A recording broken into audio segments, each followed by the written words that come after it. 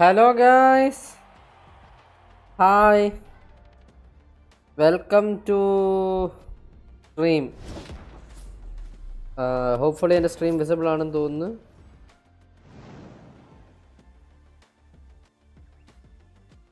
This is cute. Anyways, ഇന്നത്തെ സ്ട്രീമിൻ്റെ title pretty much very straightforward ആണ്. So for the people who don't know what I am talking about, apparently, yeah, ഇത് ഇന്നലെ ഞാൻ ട്വിറ്ററിൽ കണ്ടതാണ്. But ഞാൻ ടൈറ്റിൽ മാത്രമേ കണ്ടുള്ളൂ. I didn't know the more specific details. But yeah. So the thing is, in the Spanish women's football team, apparently, അവരെന്തോ ഭയങ്കര ഒരു സെലിബ്രേഷൻ്റെ ഇടയിൽ ഇങ്ങേരുടെ ഏതോ higher position, I think some general manager of the team, I don't know, some higher position, some black coat, I guess, apparently forcibly kissed one of the players in the team as part of celebrations. I mean, okay, so for all the people who are like, okay, these kind of customs are very part of celebrations in many countries, and yeah, but the thing is, he forcibly took hold of her head. And I mean, yeah, there are people who do that on the forehead, but on the lips it's kinda weird, let's just say. And also for the fact that this guy has been allegedly been using the team's money or whatever the income, whatever it is, on orgies, doesn't really paint a good picture. And the sad part about this is, even though this was clearly an act of sexual harassment, there are many people who are standing with the guy and match found and pretty much saying that action will be taken against the player if they persist on escalating the issue, which is very sad. I mean, I know there are like a lot of woke instances where it's supposed to, not be, things like that they're just garnering attention, but this is clearly something that, people should be like, okay, this is wrong. I don't know why the guy is being the guy. Like, the entire thing is now there's a protest going on, wanting this guy to step down or resign from his position, which is, I guess, even though a bit excessive, I guess it's understandable. I would say excessive because it's a sexual harassment thing. So I don't think resigning itself will solve the actual issue. But I would say, yeah, resigning, like someone with high power, they should resign. That's understandable. I would say, like, some sort of punishment from the judicial side would also be like better. But yeah, I don't know.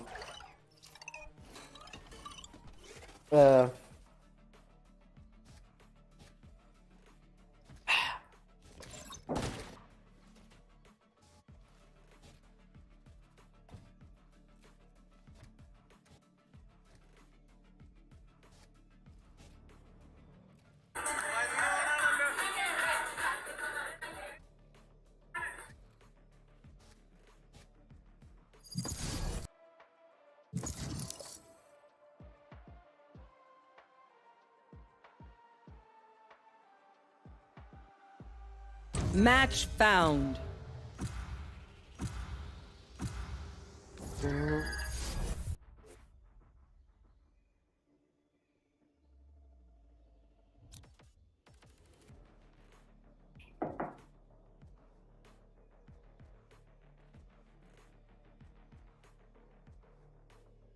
Maybe I should try to include more thumbnails, Ascent the map. I think my thumbnail gallery is a bit, original. Not original, but himself. So he wants Buddy to poison her. Buddy desperately needs the money, so he agrees. Instead of waiting for her to fall asleep, he turns into a peeping Tom and like peers in at her when she's taking a bath. She notices him there and she's like, "Come on in, buddy. Let's have some fun." And he's like, "Okay."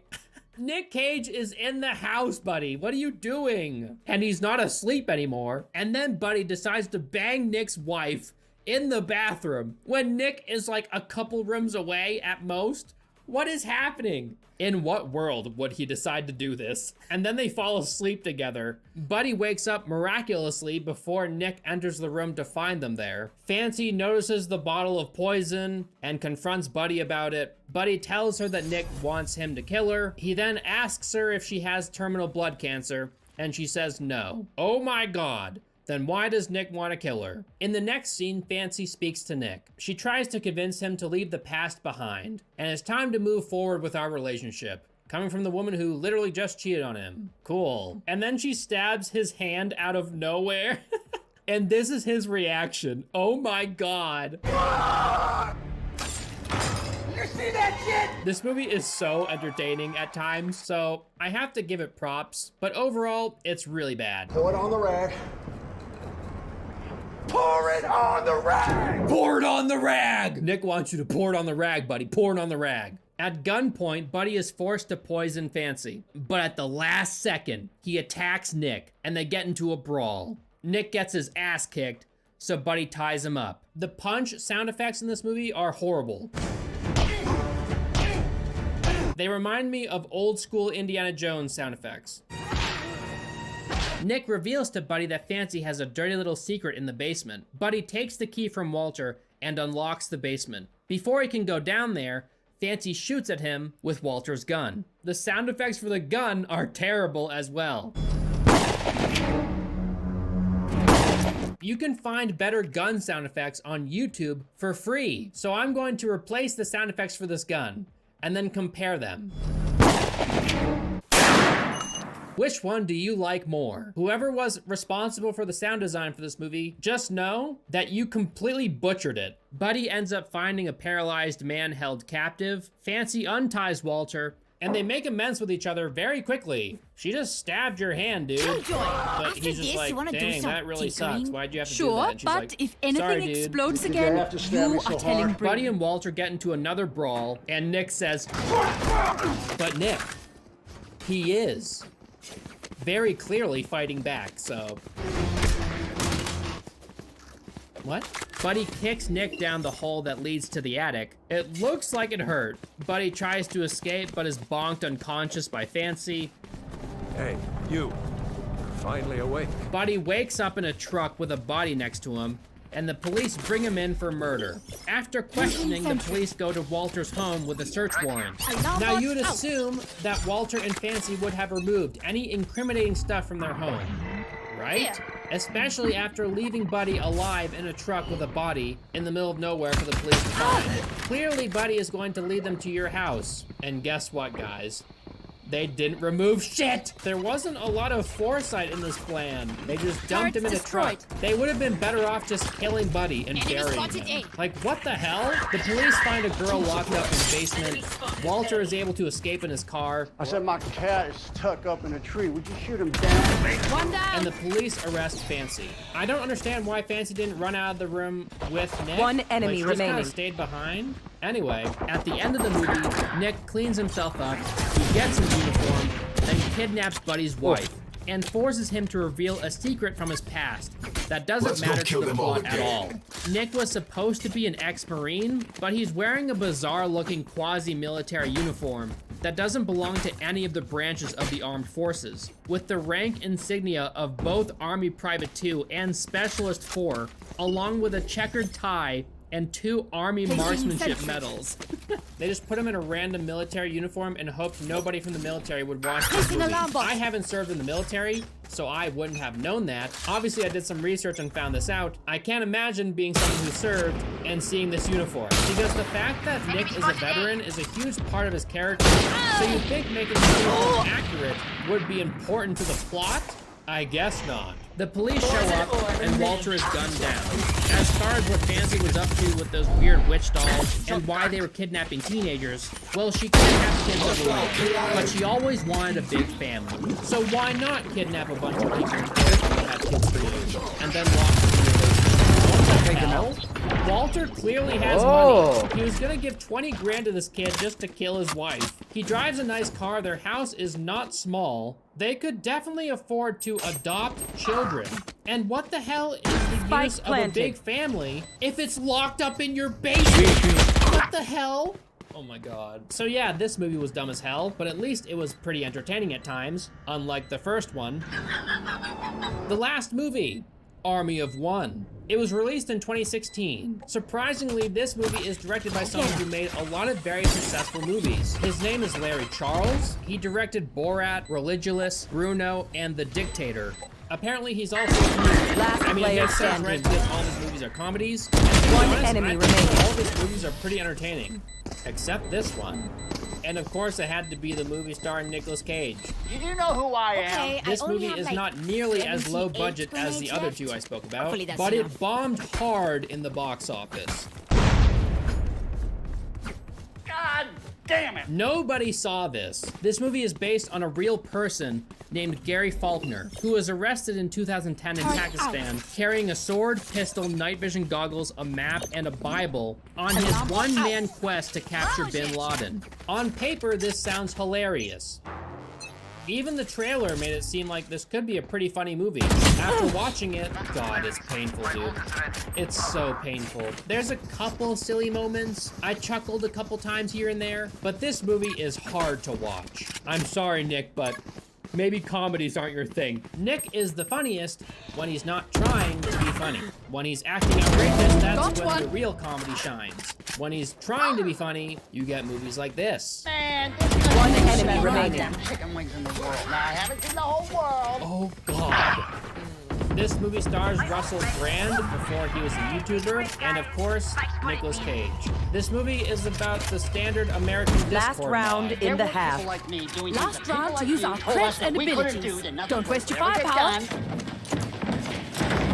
done. Nick Cage's voice in this movie is a bit eccentric, I'm a butterscotch man myself, but I can go either way. to say the least. If you watch interviews with the real Gary Faulkner, he doesn't come across nearly as annoying as he does in the movie. For all of those that had something negative to say, Keep placing alarm bot. it sucks to beat you.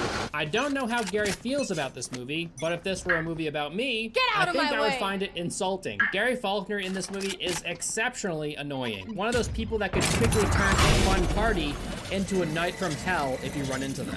Gary is very upset that the government can't find Osama Spike bin Laden. down, mid. So he's gonna take care of it himself. I mean, God told him to, so of course he's gonna. One Guess who enemy plays remaining. God? Russell Brand. So let me get this straight. God's British, and he wants an American to take down Osama bin Laden. Checks out. One of Gary's best friends in this movie is named Pickles. Because of course, his name is Pickles. Does Gary in real life have a best friend named Pickles? Maybe he does. I'm pretty sure Nick says, I'm sailing to Pakistan to capture bin Laden like a million times in this movie. Switching sides. Pakistan. Sailing to Pakistan. Sail to Pakistan. Wow, I'm sailing to Pakistan. I'm going to sail to Pakistan. Sailboat. Yeah, to go to Pakistan to capture bin Laden. Trying to go to Pakistan so I can capture Osama bin Laden. He tells everybody his plan. Everybody. There's a lot of scenes of Nick with his girlfriend Marcy, and all of them are boring. I wish all of them were removed. It's pretty astonishing that the same person who made Borat and Bruno made this movie, because both of those movies are hysterical. Nick's voice can be funny at times, but it's more often annoying than it is funny. He knocks over a bunch of kayaks in a store, and then he buys a hang glider because he wants to hang glide into Pakistan. He tells the cashier that he's the Donkey King. Whatever that means. I guess this guy had some weird nicknames in real life. Gary almost gives up on his mission until God shows up at the bar to convince him otherwise. This scene is painful in many ways. I've been waiting for you to help me. Gary, shut the fuck up.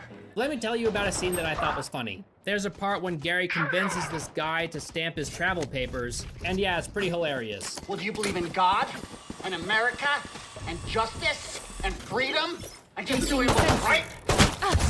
The more hilarious part being, how the hell did this crazy person find his way to Pakistan? Apparently he did find it. Nick's laugh for this Gary character is Last player standing. Spike down Is this A. guy how the rest of the world sees Americans? Probably. There's a scene where a bunch of Middle Eastern men mistake his last name for Faulkner. It's very funny because Faulkner sounds like Faulkner. Oh my god.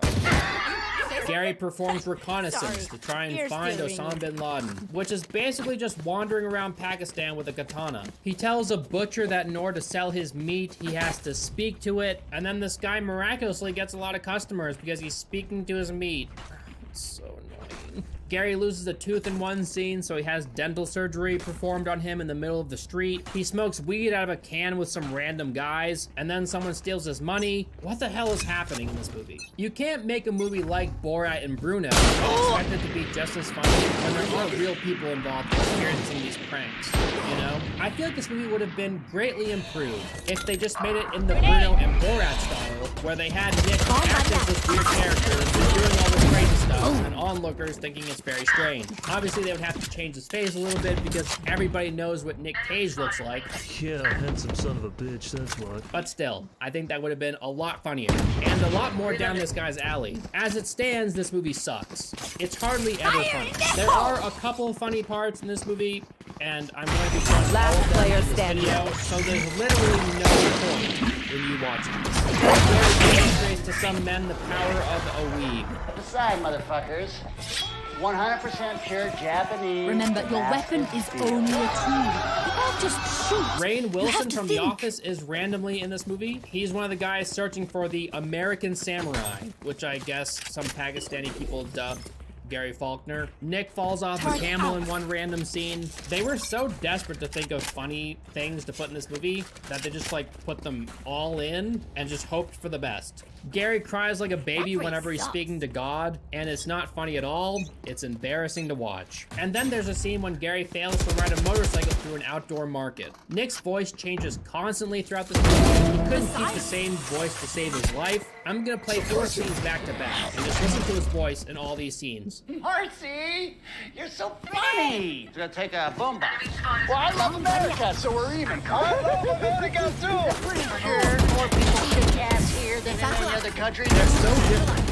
Gary One enemy rides remaining. and notices bin Laden, and he swoops down to get it. He wakes up connected to a dialysis machine, and when he sees bin Laden across from him, his reaction is goofy as hell. Assalamu alaikum, bitty boy. They then have a sword fight, and it's awful. Of course, this is all happening in a dream, and when he wakes up, he's connected to a dialysis machine, and he's swiftly deported. There's a really weird meta moment when Nick mentions himself, which would have worked a lot better if he was disguised as someone else, and he said this in front of a real person who didn't know it was him, but they just didn't do that for some reason. Hollywood called, and they want to make a movie about the G. Don't you think I look a little like Nick Cage in Con Air? At home, Gary watches Obama announce to the world that Osama has been killed. Gary doesn't believe it, so he leaves to find and capture bin Laden.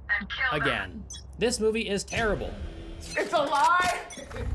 And it sucks so bad because you can tell that they really tried to My make this movie ultimate is funny, ready. and the potential was there, you know. Oh well. According to Nick, director Larry Charles didn't get a final cut. Co-star Paul Scheer revealed in his Unspooled podcast that the film was distributed by the company of Harry Weinstein Placing and Bob swamp grenade. Weinstein, who were notorious for Swamp grenade out. re-editing movies against their directors. To circumvent this problem, Charles had frequent discussions with his editor about what shots he needed. He purposely limited the amount of footage shot and did a lot of in-camera editing as to give the Weinsteins less opportunity to interfere with the final product. So that kind of reveals why this movie is so bad. It wasn't the movie that Larry Charles wanted to make. But even with what we got, Oh yeah! I still think he Monster went on the in the wrong loose! direction with it. He should have just did what he was good at, you know? Then this movie could have been something really special. At the end of the movie, it's stated that Gary is going to use the money made from this film to buy a kidney so he can continue his mission to find and capture Last player standing. Holy shit. So yeah, Nick, what do you have to say for yourself? A guy's gotta do what a guy's gotta do sometimes. Sudden Elvis. death. Yeah, they're terrible. These movies suck. Thank you so much for watching. I hope you liked this video. Make sure to visit alienclothing.com, my personal clothing brand. That's AYYLIEN clothing.com. We have a bunch of really awesome designs over there, and I think you'll like them. Thank you so much to all my patrons that make videos like this possible. And I'll see you guys in the next one. Bye.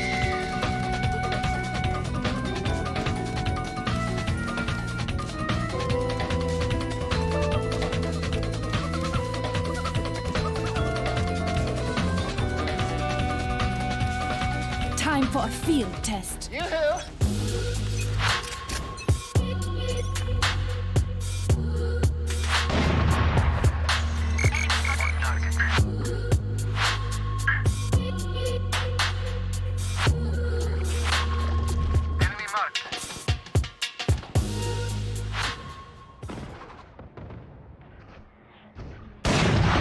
Here.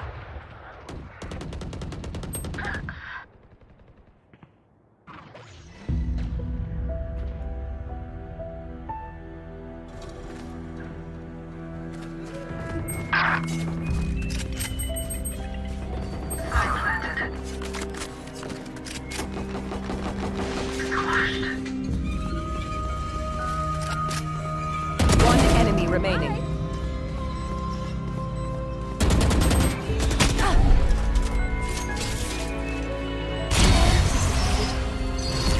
Attackers win. That pretty low this place. Ooh, very spooky, I know. Do you guys like the new setup I did? I did it specifically for this video. I know. Don't tell me you're impressed, I know. I wanted to do something special for this video because I was looking forward to this movie for so long. If you've been watching this channel for a while, then you know that this is not our first time watching a Nicolas Cage movie. We've seen Mom and Dad. Oh yeah! You put your right foot in! You take your right foot out! And we've also seen Mandy. Both movies I love dearly for different reasons. This movie kind of leans towards the Mandy side. It's a little bit more eerie. Match it's not found. as heavy metal. It's a little bit creepier, you know? It's more on the horror side. You're still gonna get some of that goony Nicolas Cage. But, yeah, this movie is something else. And I thought, you know, it might be fun to react to something that I actually like once in a while. And there's still gonna be some goofs, don't worry. This movie has some ridiculous scenes. It felt like this movie was crafted by the gods for me, because I love Lovecraftian horror. I love Craftian horror. Eh? The author himself? Wherever they run, Not so much. I hear he's a bit racist. Don't believe me? Look up the name of his cat. Let's go.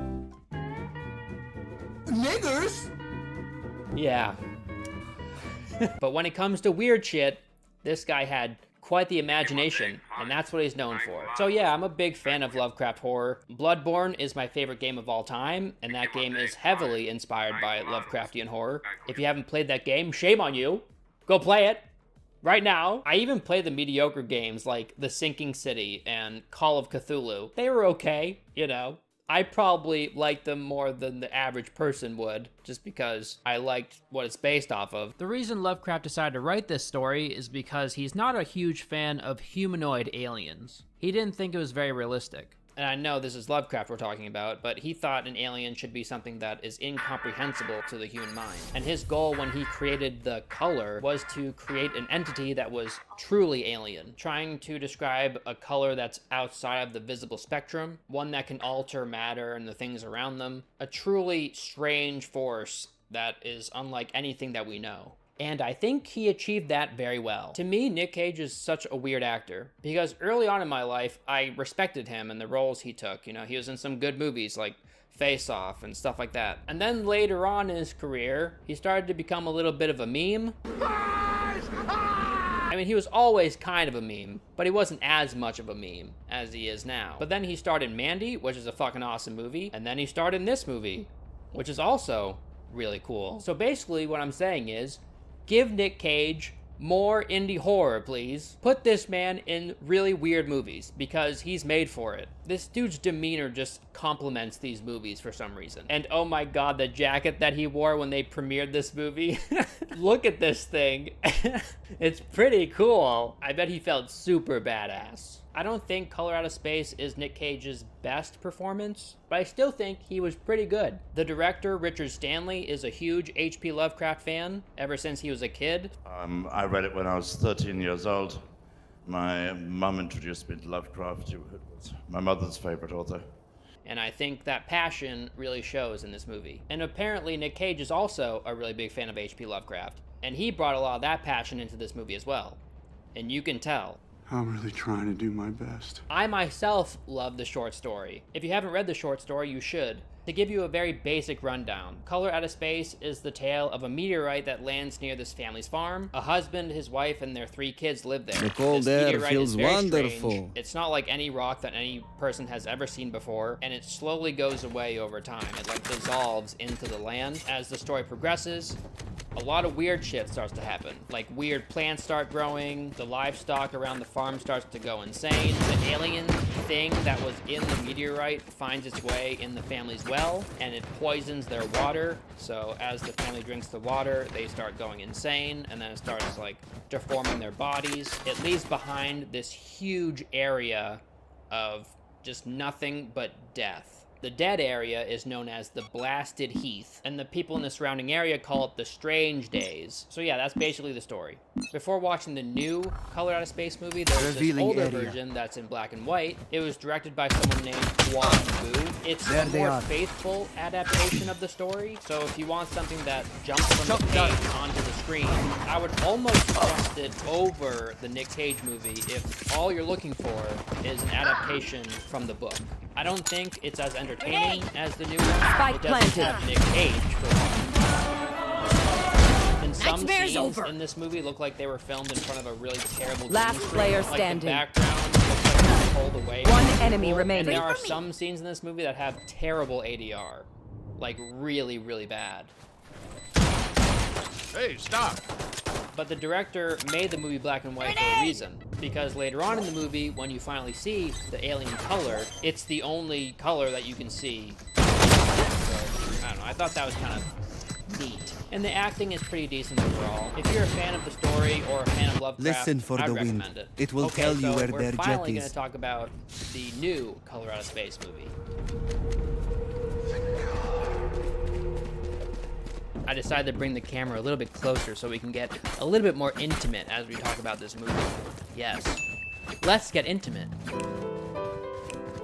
Okay, so before I start breaking down the scenes and stuff, Colin Stetson, I love you. He did the music for this movie, he was the composer, and holy shit, I believe very strongly that music can Standing make or ahead. break a movie. And in this case, it made it 100 times better. Props to you, Colin.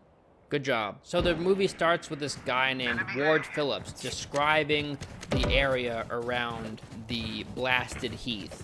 And do you get it, guys? His name's Ward Phillips because of Howard Phillips Lovecraft? H.P. Lovecraft? Nah? Very, very clever. So the movie sets the tone pretty well. It's very dark. So I'm getting hyped already. So sick. And then my excitement kind of dips Last a little player bit when we standing. introduce Lavinia, which is like this random witch girl that isn't in the story, but Stanley decided to make one of the kids this random witch girl. It did kind of pull me away from it a little bit because I was like, what is going on? This is not what happens in the book. But that's kind of what happens when you read a book and then you expect the movie or the adaptation on film to be exactly the same, when clearly it's just an adaptation. They can do whatever they want with it as long as it's like, you know, loosely based on the works. So maybe that was just on me. I think if I hadn't read the story and watched this first, I would have liked it more, but I still really liked it. So her name is Lavinia Gardner, and Revealing she's area. Get out of burning my her way. mother's hair, performing this witchcraft ritual thing. This is before everything happened. So Ward Phillips comes out of nowhere, and he's like testing the water or something in the area Defeated. because Ward's a hydrologist, and he tests water. He does stuff with water, whatever that means. He like finds the pH levels, you know, to see if they're toxic or something. Which makes sense for this story because it's heavily based around the well that's near the farm that poisons the family. So I think that was a clever move by Stanley. In the book, Ward isn't a hydrologist. He's just like this random guy. I'm not going to take points away from Standing this ahead. movie because it's not like the book in a lot of ways. I think it stands alone pretty well as its own piece of art. So then we're introduced to the rest of the family. We get Nick Cage, who plays Nathan Gardner. This guy's name in the story is called Nahum. Maybe Nathan was a good call Spike for planted. the name. He basically One changed the enemy names remaining. of everyone. Then there's his wife Teresa, his two sons Last Benny and player Jack, and standing. then obviously I've Lavinia. got your To trail. break down the characters for you, Benny is a space nerd that likes weed. So He's me, I guess. Jack is the stereotypical dumb kid. That's basically his entire character. I don't think there's anything else to him. Nathan is a caring father who carries this grudge against his own father who was abusive towards him. And he tries his best to like push that part of him away, but his father is still in him somewhere. I thought that was a cool dynamic that wasn't in the book, but was introduced here. And Nick Cage said in one of the interviews that he borrowed a character that he played in Vampire's Kiss to use in this movie because he thought they coincided pretty well. Richard he really enjoyed Vampire's Kiss, and I said, you know what? Maybe we ought to channel a little Peter Lowe here for Nathan's ancestor, his father. So that was where I was coming. Found them. Intellectually abusive voice in my head. You're never gonna be a painter, Nathan. So you just Nathan. I still wouldn't ask that person to partake in such a miserable. And then Teresa is an overworked wife. The scene of the meteorite falling to Earth is beautifully done. One enemy remaining. I love the effects they used. I love the way they edited it. I love the colors that they used. It was a really impactful scene. And when you're watching it, you're like, whoa, this shit's going down. Something's happening. I don't know what, but something's happening. The color that's used to represent the color of the alien. And they did this for a reason. Because it's a color that does not exist from a single wavelength of light as part of the color spectrum of visible light. Rather, it's like an extra spectral color that is only perceived by humans in a specific interaction of the optical rods in their eyes that detect red and blue colors in specific circumstances to create the color magenta in their minds. Cool facts for you. The look of the meteor sitting there glowing is really cool. Nathan really detests the smell. It really grosses him out. Let's go inside. Jesus, what a mess.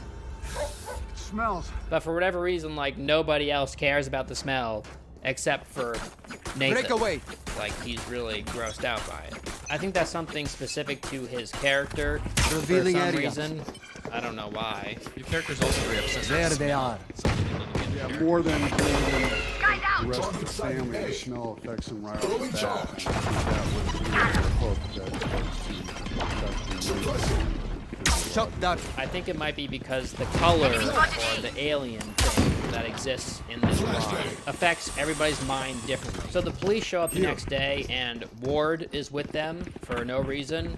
Like, why is he with them? He's a hydrologist. He does water stuff. Why is he with the police? That's I guess they ask him his opinion of the meteorite. I don't know, maybe they're really low on scientists in the area, so all they could do was use this hydrologist who was randomly around at that time. I don't know. Or maybe he was testing the waters. One enemy at the remaining. same exact time the police were around, and he was like curious. Like, oh, what are they doing over there? In the book and in the other movie, like these scientists show up and they knock off a piece of the rock and they bring it back to a lab and they test it and then it shrinks and dissolves into nothing. They're like, what the hell? Where'd it go? They find that the rock just keeps shrinking and shrinking until there's nothing left.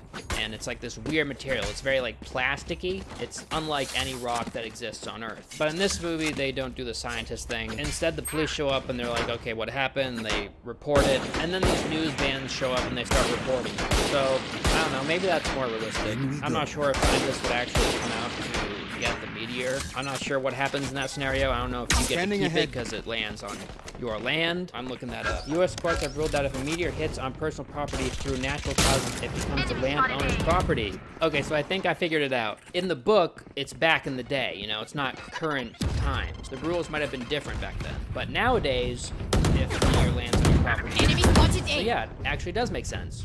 Good on you, Stanley. That is, it just takes place in the US, which his movie does. Ward says something like, most meteorites disintegrate in the atmosphere. It looks like a meteorite. Usually they disintegrate before they hit the ground, but... Which is incorrect. A meteorite, by definition, is a rock that hits Earth, so it wouldn't disintegrate in the atmosphere if it was a meteorite. A rock that burns up in the atmosphere is called a meteor, and a rock randomly floating through space is called a meteoroid. And I don't fault the movie for this, really, because it's likely that a random person could easily make that mistake. So in my mind, Ward just made that mistake in that moment. Right here.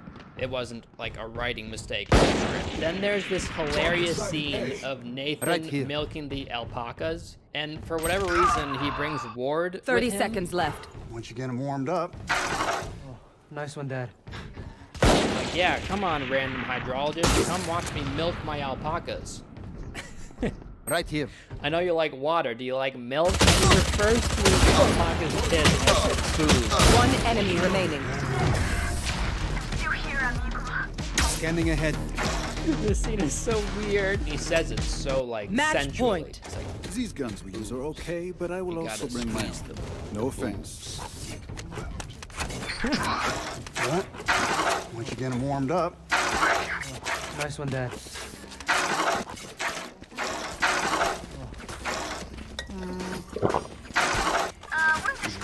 Oh, no, lactose intolerant. You're lost.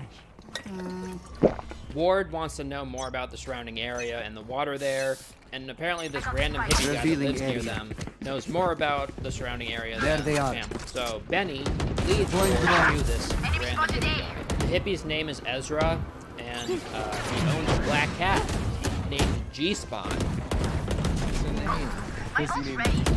Totally hilarious. I'm guessing this is kind of like a weird shout out to H.P. Lovecraft's cat.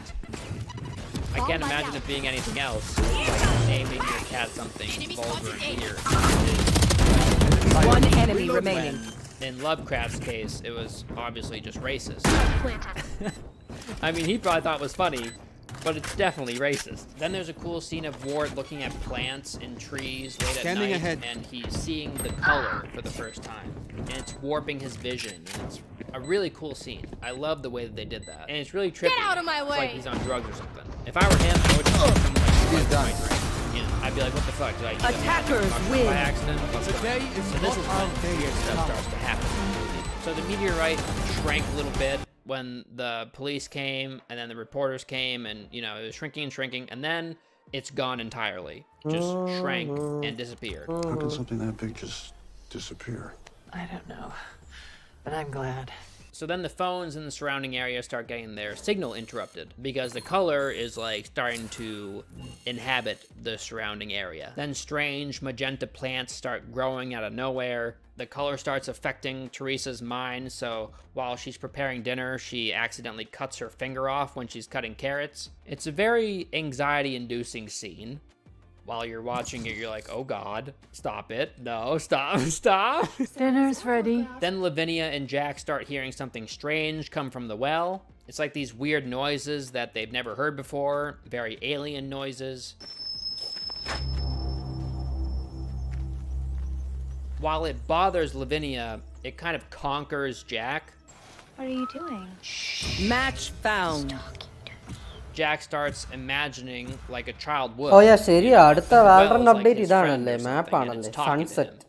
So it's like corrupting his mind, and it's doing it much quicker than it would the adults, because obviously he's a kid. There's a scene where Jack draws this Lovecraftian monster in a coloring book, which I thought was pretty cute. And then he sees this praying mantis hatch in the well, and it's very huge. It's a huge magenta praying mantis. It has these like tendrils coming out of its mouth. It's super weird. They even show what the insect sees, and it's really trippy looking. So then Lavinia starts seeing things that aren't there, and you can even see that the color is starting to affect the water, and you can see like the stuff oozing out of it, you know. So Ward does a test on their water, and obviously it turns out that the water is kind of contaminated. So he shows up at the farm and he tells these people to stop drinking the water. Except the only person that answers the door is Lavinia, and she's kind of, you know, losing it a little bit, so she doesn't listen to what he's saying. It's kind of contamination. Sorry. What? So then Ward goes to Ezra's house, you know, the weird hippie, and he talks to Ezra, you know, he's trying to tell him not to drink the water in the area. And Ezra is like this typical conspiracy theory guy. He's kind of a whack job, you know, like Alex Jones, one of those people that wears tinfoil on their heads. What do I do, Lord? Destroy the child. Corrupt them all. But it turns out, obviously, that what he's saying is true. He's talking about how, like, oh, the things that were out there are now in here. They're all around us and they're in the earth. And if you listen, you can hear them. You can hear them down there. You know, obviously Ward thinks he's going crazy, but he's not, and for whatever reason he knows about the alien. I'm not sure how he could know about that. They came on the rock. No offense, Ezra, but that's pretty out there. It's not out there. It's in here. This weird device that he has just lets him listen to aliens, I guess. That's kind of cool. Need to get me one of those. Then there's a scene of Nick Cage singing in the car, and he's a pretty good singer.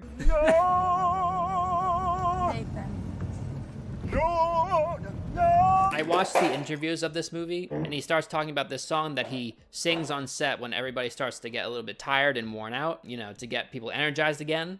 And this is that song. Cameras rolling, the lights are on. The director calls action, the director calls cut. Act, act, act. Everybody, act, act, act. He's quite the character.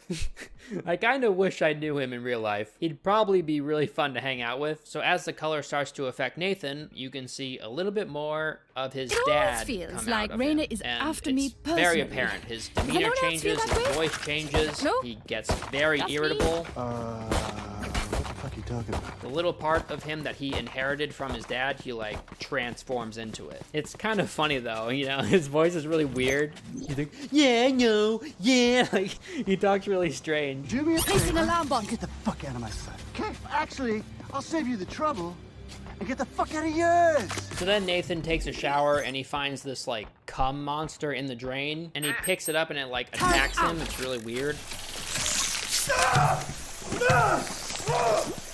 Like, I thought it was just a light. Where'd this cum monster come from? Is that like the light affecting the shampoo? Like the shampoo bubbles? What is that? Is that the water? I know it's affecting the water. So maybe the water turned into like this little cum monster and it just like chilled on the drain. Who knows? The next day, Nathan starts picking vegetables and fruit from his garden. And they're huge and ripe looking. And you can tell that the color is affecting everything at this point. Like the insects, the plants, literally everything. Even the trees. You can even see it like in the air. You know, the air looks weird. So he brings the fruit and vegetables inside and he's like, oh my God, they're so huge and ripe. This is awesome. This crop is great. You do that very well, Tracy Peach. And he bites into them and, you know, they taste rotten. There's something wrong with them. Raina And he kills. squeaks out. He starts like slamming Spike them into the down, trash B. bin. I love when Nick Cage Calling freaks my out. I fought every fucking rule in the book. In the end, they still fucking taste like shit. You know what? Slam dunk, he says. Come on! Slam dunk! His wife gets mad at him because One he enemy can't work remaining. and she wants him to fix the dish, you know, fix the internet, when obviously he can't fix the internet because the color is fucking up all the internet. 30 seconds left. So she's losing it, he's losing it, everyone's losing it. So Nathan's watching TV and then he goes to bed. You can see that the color is affecting the TV. And then we get a shot outside at night and everything is this magenta color. You know, the color is taken over 100%. And the music swells and it's this really cool moment. As Lavinia starts to lose it a little bit, she performs another protection ritual because she's concerned about her family. And this time, she cuts herself all over. Lavinia has a copy of the Necronomicon, which I thought was pretty nifty. Huh? That's a pretty cool nod to Lovecraft right there. And it's cool that they named her Lavinia because that's a name that Lovecraft used in another story of his called The Dunwich Horror, which is another movie that Stanley is making. He's making 3 Lovecraft movies, and this is the first one. So it's like this trilogy of Lovecraft movies. I'm really excited about them, and I hope that they both star Nicolas Cage. So Jack and Benny hear the alpacas like crying in the barn, so they go and check on them. And what they find is very interesting. It's this like fucked up looking abomination. Their flesh is all fused together. It's fucked, but also awesome. The color is like fucking with the alpacas, but as the boys enter the barn, the color's like, oh look, a new victim. So it chases after the boys. The mother comes out of the house and she hears them, so she runs towards Jack to protect him. She gets him in her arms, and then the color attacks her. One and enemy Jack remaining. as she's holding him. Spike What down, follows C. is very, very strange. I like Stanley's adaptation of the story. because he's making it a lot more visual. He made it so the color really started to fuck things up, and you get to see firsthand what it's doing, and it's really weird. It's like contorting these living creatures, making them into abominations. In the book, what happens to people is they go mad, obviously, then they start to mutate a little bit, and then they disintegrate. In Stanley's adaptation, it's a little bit different. The mutations go a lot further.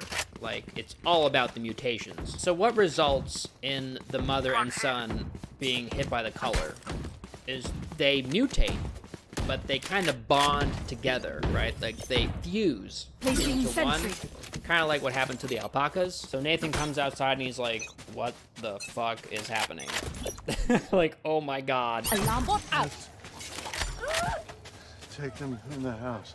So they bring this abomination into the house, and Nathan is still kind of in denial at this point. He's like, call the police, we're gonna fix this. So obviously the phones don't work. So Nathan goes out to the car, to start the car, to leave, and get some help. But the car doesn't work. And the color, at this point, is affecting time as well. It's not just affecting, like, creatures and the ground and, you know, matter and living things. So by the time Nathan is out there and figures out that the car doesn't work, it's daytime already. So all this time passes when really for the family it was, what, like 5 minutes? So I thought that was pretty neat. Time stretches around it. I mean, how long have we been sitting here? How long has it been? Recalling my bot.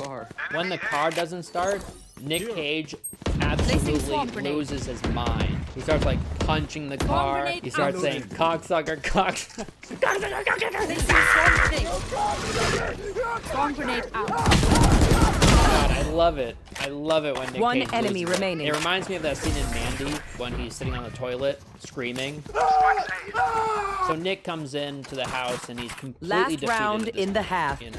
And his acting in this scene is really good. Car is not happening. So they bring the son and the mother up to the attic because the sunlight from the window is hurting them. Nathan is sick of hearing the alpacas scream, so he gets his shotgun and he goes out to the barn. And then if you thought he lost it in the car, well, this scene, he goes a little bonkers.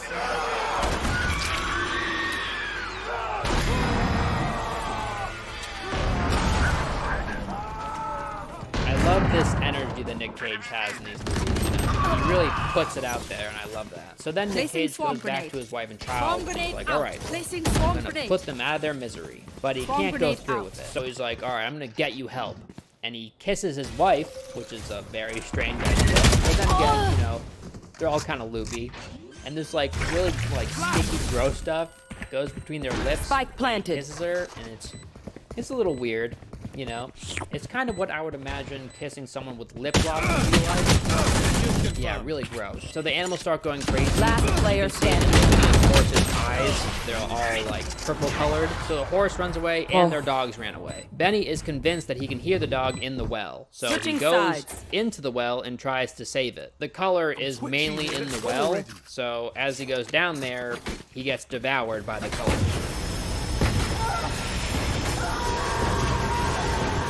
Lavinia sees this happen and she starts losing it even more. She goes to Nathan and she's like, oh my god, help me. But at this point, Nathan's abusive father is coming out like almost continuously.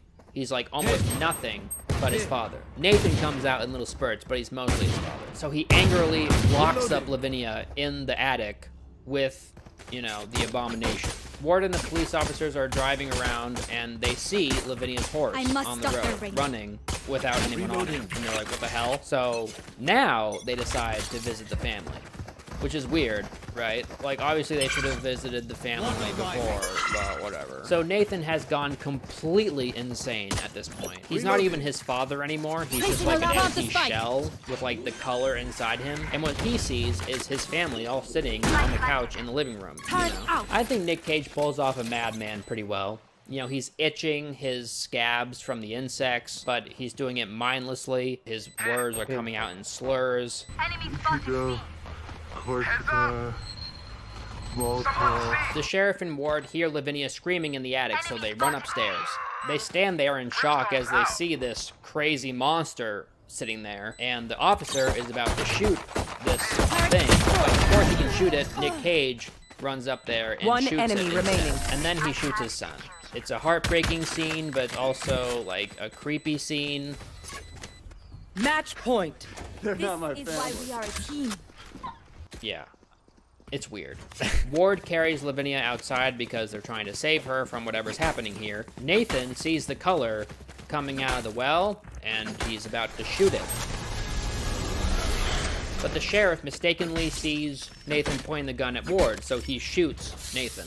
So Nathan's lying there dead, and Lavinia starts to lose the little bit of sanity that she has left. Ward tries to get Lavinia to leave the area, but the color has infected her mind like 100% at this point. So then Ward and the sheriff pay Ezra a visit, you know, the crazy hippie guy, and they find his corpse sitting there. And in the room, they hear a recording of his last words. Alarm bot out.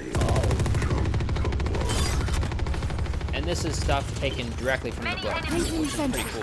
He starts trying to describe the Spike color down. that he can with human tongue, which is practically impossible. As they leave Ezra's place, this tree picks up the sheriff. and Last kills him. player I standing. thought that was kind of stupid. But, you know, they had to get the sheriff out of there somehow. So, whatever. I mean, yeah, in the story, Remember, they your describe the weapon is color only a affecting tool. the You trees can't in such a just way shoot. where, you know, You have to they're think. moving without any wind, which is really creepy and weird, right? But they never, like, grab anyone and kill them. The story's already super weird, so whatever. It's H.P. Lovecraft. They can do what they want, right? Ward goes back to the house in a last-ditch effort to save Lavinia. But when he looks into her eyes, he gets a glimpse of the origins Time for of a the field color, and it, test. like, really fucks with him. And then she starts to get devoured by the color as it leaves the well. But then the color explodes out of the well. It shoots up into space. At this point, it starts devouring everything around it, Lavinia included. So Ward, in an attempt to save himself, rushes into the house. And shockingly, he finds Nathan alive in the house. Obviously, the color is controlling him right now. And the color is manipulating time, so you're seeing the family sitting there. Very, very cool. This scene is so fucking cool. And then the One color enemy takes remaining. Nathan's corpse, makes it stand up, Initiated and barrier. he attacks Ward with the corpse. Placing alarm bot. Attackers win. And it's moving all everyone, funky, take you a know, test tube. like the color Thank you. is Let's taking collect over samples. everything. Get out There's here. nothing but color around this place now. It's just 100% this alien force, you know. It's super trippy and weird, and it's such a cool scene. I love it. Ward barely escapes by locking himself in the cellar. So the color devours everything around it as it blasts off into space, leaving Earth. In my mind, I think the color was like ആദ്യമായിട്ടാണ് absorbing തോന്നുന്നത് all the battle life pass around it in തീർക്കുന്നത്. order to, you know, gather enough energy to blast off into space so it could go back to where it came from. You know, there's a million other interpretations of it, but that's just what I think. It makes the most sense to me. Ward wasn't around enough to get completely infected by the color, so he was left alive. But he wakes up and he's surrounded by nothing but ash. Everything is colorless, like black and white, just nothing but ash everywhere. The life has been sucked out of every piece of matter in the area where the color was, basically. So yeah, this is our first glimpse of the blasted heath in this movie. Match A dry, found. desolate spot of earth consisting of nothing but ash. And the surrounding area calls this time the Strange Days, and they plan to fill this area with water, turn into dam or something. I don't know. So yeah, that's the movie, guys. And it ends with Ward spilling some more descriptions of what happened, you know, straight from the book. And I think it wrapped it up pretty nicely. Overall, I really liked the movie. I love the effects. I loved a lot of the decisions that Stanley made. Some of them I didn't really like the sheriff. Overall, I loved it. It was a great watch, very entertaining. That scene when the color blasts out of the well and Lavinia is standing there with her arms spread and she gets devoured by it is so cool. I loved it. It was pretty much exactly what I thought of in my head when I was reading it. So yeah, if you like this movie, then you should look forward to Richard Stanley's next Lovecraft movie based on the Dunwich Horror. That should be pretty fun. I'm looking forward to it. I have to mention this, okay? There's this interview of Nicolas Cage, you know. He's wearing that ridiculous jacket. And the woman describes this incident that happened at one of Nicolas Cage's homes. Basically, he was asleep, and when he woke up, there was this naked guy there eating one of his fudgesicles, and he freaked out because apparently this guy was like squatting at his place when he wasn't living there. Like whenever Nicolas Cage was away doing a movie or somewhere else, this homeless guy was like chilling at his house. He was just like breaking in, I guess, eating his fudgesicles. Just tell me if any of these are true. Nicolas Cage awoken by naked man with fudgesicle. Sadly, that's a true story. How is that possible? It was terrifying. So, I like to imagine the scene with the alpacas. You know, Nicolas Cage shooting the alpacas. Kind of similar to how he reacted when he saw the guy with the fudgesicle standing there naked in his home. And I woke up and there was a naked man who had got my leather jacket eating a fudgesicle in front of my bed. And I woke up and I used verbal judo and I just said, "Get out of my house." And I said, "What are you doing in my house?" I don't know what I would do if that happened to me. I would tweak out. So yeah, guys, that will do it. Thank you so much for watching. If you haven't seen this movie, go watch it. If you haven't already, I would recommend reading the short story before watching the movie. It shouldn't take you too long. I think it took me like an hour, maybe 2 hours to read it. So yeah, this movie, pretty good. If you like Lovecraftian horror and weird movies like this, then here are 3 recommendations that I think Revealing area. The Endless, Annihilation, and Coherence.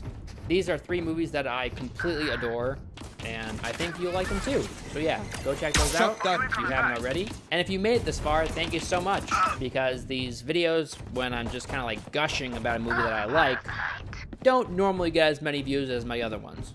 But it's always fun to do this sometimes. So thank you for watching. Speaking of Lovecraft horror, I have some really cool Lovecraftian designs over on my merch store, my personal clothing brand called Alien Clothing. I think there are some designs over there that you will like a lot. And as always, thank you so much, patrons, for supporting this channel. I love you guys so much, and I'll see you in the next one.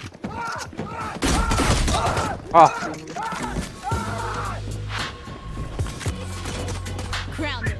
Scanning ahead.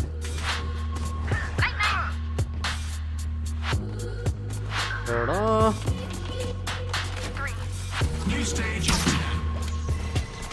Grenade. Shock dart. 4. Right there. Stage 2. Okay. If a phone app existed that told you when you would die, down to the second, and it was accurate, like 100% accurate, would you download it? Would you want to know? I think most people wouldn't want to know when they would die, you know, exactly. That's just kind of weird. But what I can tell you for sure is that there's a movie about this exact Oh, thing. what? 130. It's called Countdown. Yes, because there's basically a movie about anything and everything nowadays. If you can think of it, it's probably a movie. I mean, there's a movie called Zombie. I'm not joking. It's about zombie beavers. Maybe I'll make a video about that one day, but for now, we're talking about this very amazing horror movie, Countdown. It was written and directed by Justin Deck. Literally 0 people know who Justin Deck is, except for the people watching this video. So if you're watching this video, now you know that Justin Deck is a human being, and he wrote and directed this movie called Countdown. So that'll probably be the first and last time you ever hear of Justin Deck. This movie stars Elizabeth Lale. You probably have no idea who that is, except I don't know. Who's that Pokemon?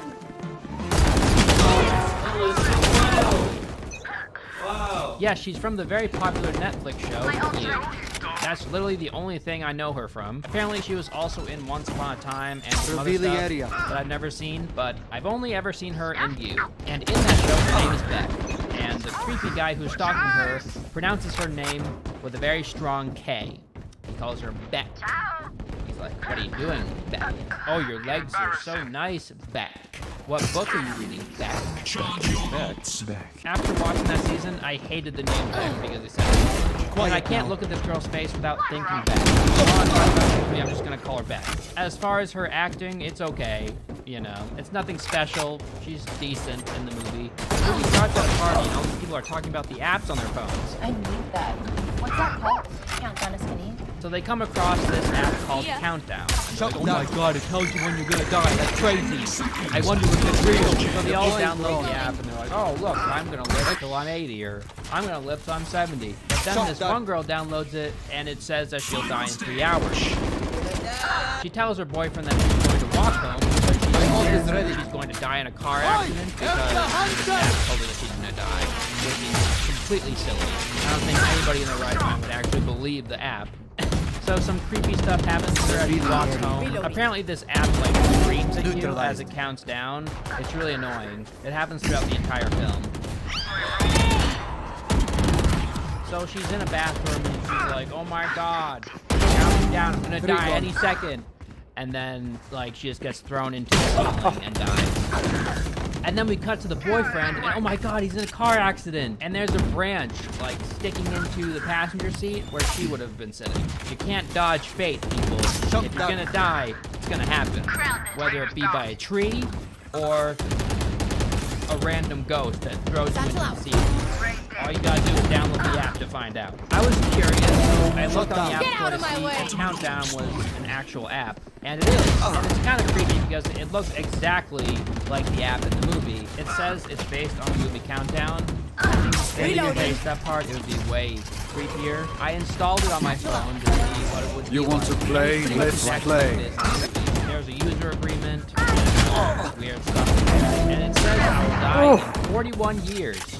So I will be 72 or something like that. So I got quite the life ahead of me, right? Except I uninstalled the app, installed it again, but this time it told me I have 334 days. So maybe you get like a 41-year penalty if you uninstall the app and then reinstall it. So I only have a year left, so it was fun, guys. Then we're introduced to Beck. She works as a nurse at a hospital where the guy from the car accident gets admitted. This dude's name is Evan, and he tells her about the app. You're gonna die. No, and his phone tells him that he will die in 90 minutes. Then his surgery begins. There they are. And he'll just die during surgery. Beck needs her birth certificate for taxes or something, so she goes to her parents' place, where we're introduced to her younger sister, Jordan, and her dad. We find out Beck's mom is dead. We then get a scene of the guy back in the hospital. He's about to have surgery. His phone screams at him. Takes like 3 minutes to live. He sees a Grim Reaper-looking guy in a mirror as he's walking down a hallway. The Grim Reaper thing rushes at him in the mirror, and then it cracks. Oh my goodness! So he runs into a stairwell where the lights shut off right now, because we can't have a creepy scene unless the lights are on. His phone screams at him again because that's not annoying or anything. The door locked behind him, so he can't get out. Oh my god, he hears someone walking up the stairs. Just kidding, they're walking down the stairs. Oh my god, who is it? It's a demon version of his dead girlfriend! What? No! No way! She then, like Michael Jackson, walks down the stairs and kills him. It's so cringe. So Beck arrives at work again and finds out that Evan killed himself, surprisingly out of nowhere. The patient died in the stairwell. They think he might have jumped. She takes his phone because she's convinced that for whatever reason, it would have to do with that weird app. It's gotta be the app, she thinks, you know? There's no way he was depressed or suicidal or something. It has to be the app. The app killed him, because that's what any logical person would think. Yeah. She can't get into his phone, so she unlocks it with his corpse. I'm not joking. It's so weird. She literally like forces his eyes open so it'll work with like the face detection. She obviously downloaded the app because she believes this thing is legit, right? And it says that she has a little bit over a day to live. Oh man, that's creepy. She walks past a random room and it has the Grim Reaper guy in it. The same Grim Reaper thing that was in the mirror. Oh no, this must be the Grim Reaper ghost that developed the app. She then gets sexually assaulted by her boss. It's such a creepy scene. I hate scenes like this. What's wrong with you? Beck tries to tell her manager that she's assaulted, but her manager gets pulled away by, you know, her boss. So she's just like, okay, I can't tell her then. You know, she doesn't even bother trying to tell anyone else. Why didn't she like write an email to the HR department? It's so weird. She's like, okay, she got pulled away, so now I just won't tell anyone.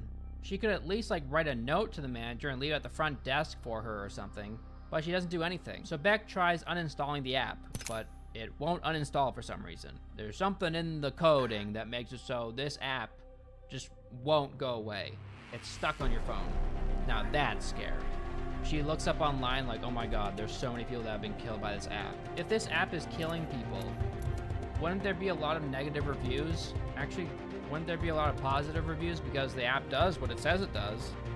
It's actually pretty accurate. If all these stories were true online about this app, you'd assume like the app store would just delete the app, but nope. She closes her computer and sees a vampire version of Evan sitting on her bed. There's this guy she just met that has zero significance in her life. Oh my goodness, he's on my bed! Beck is so scared of this vampire Evan that she leaves her apartment and sleeps in her car.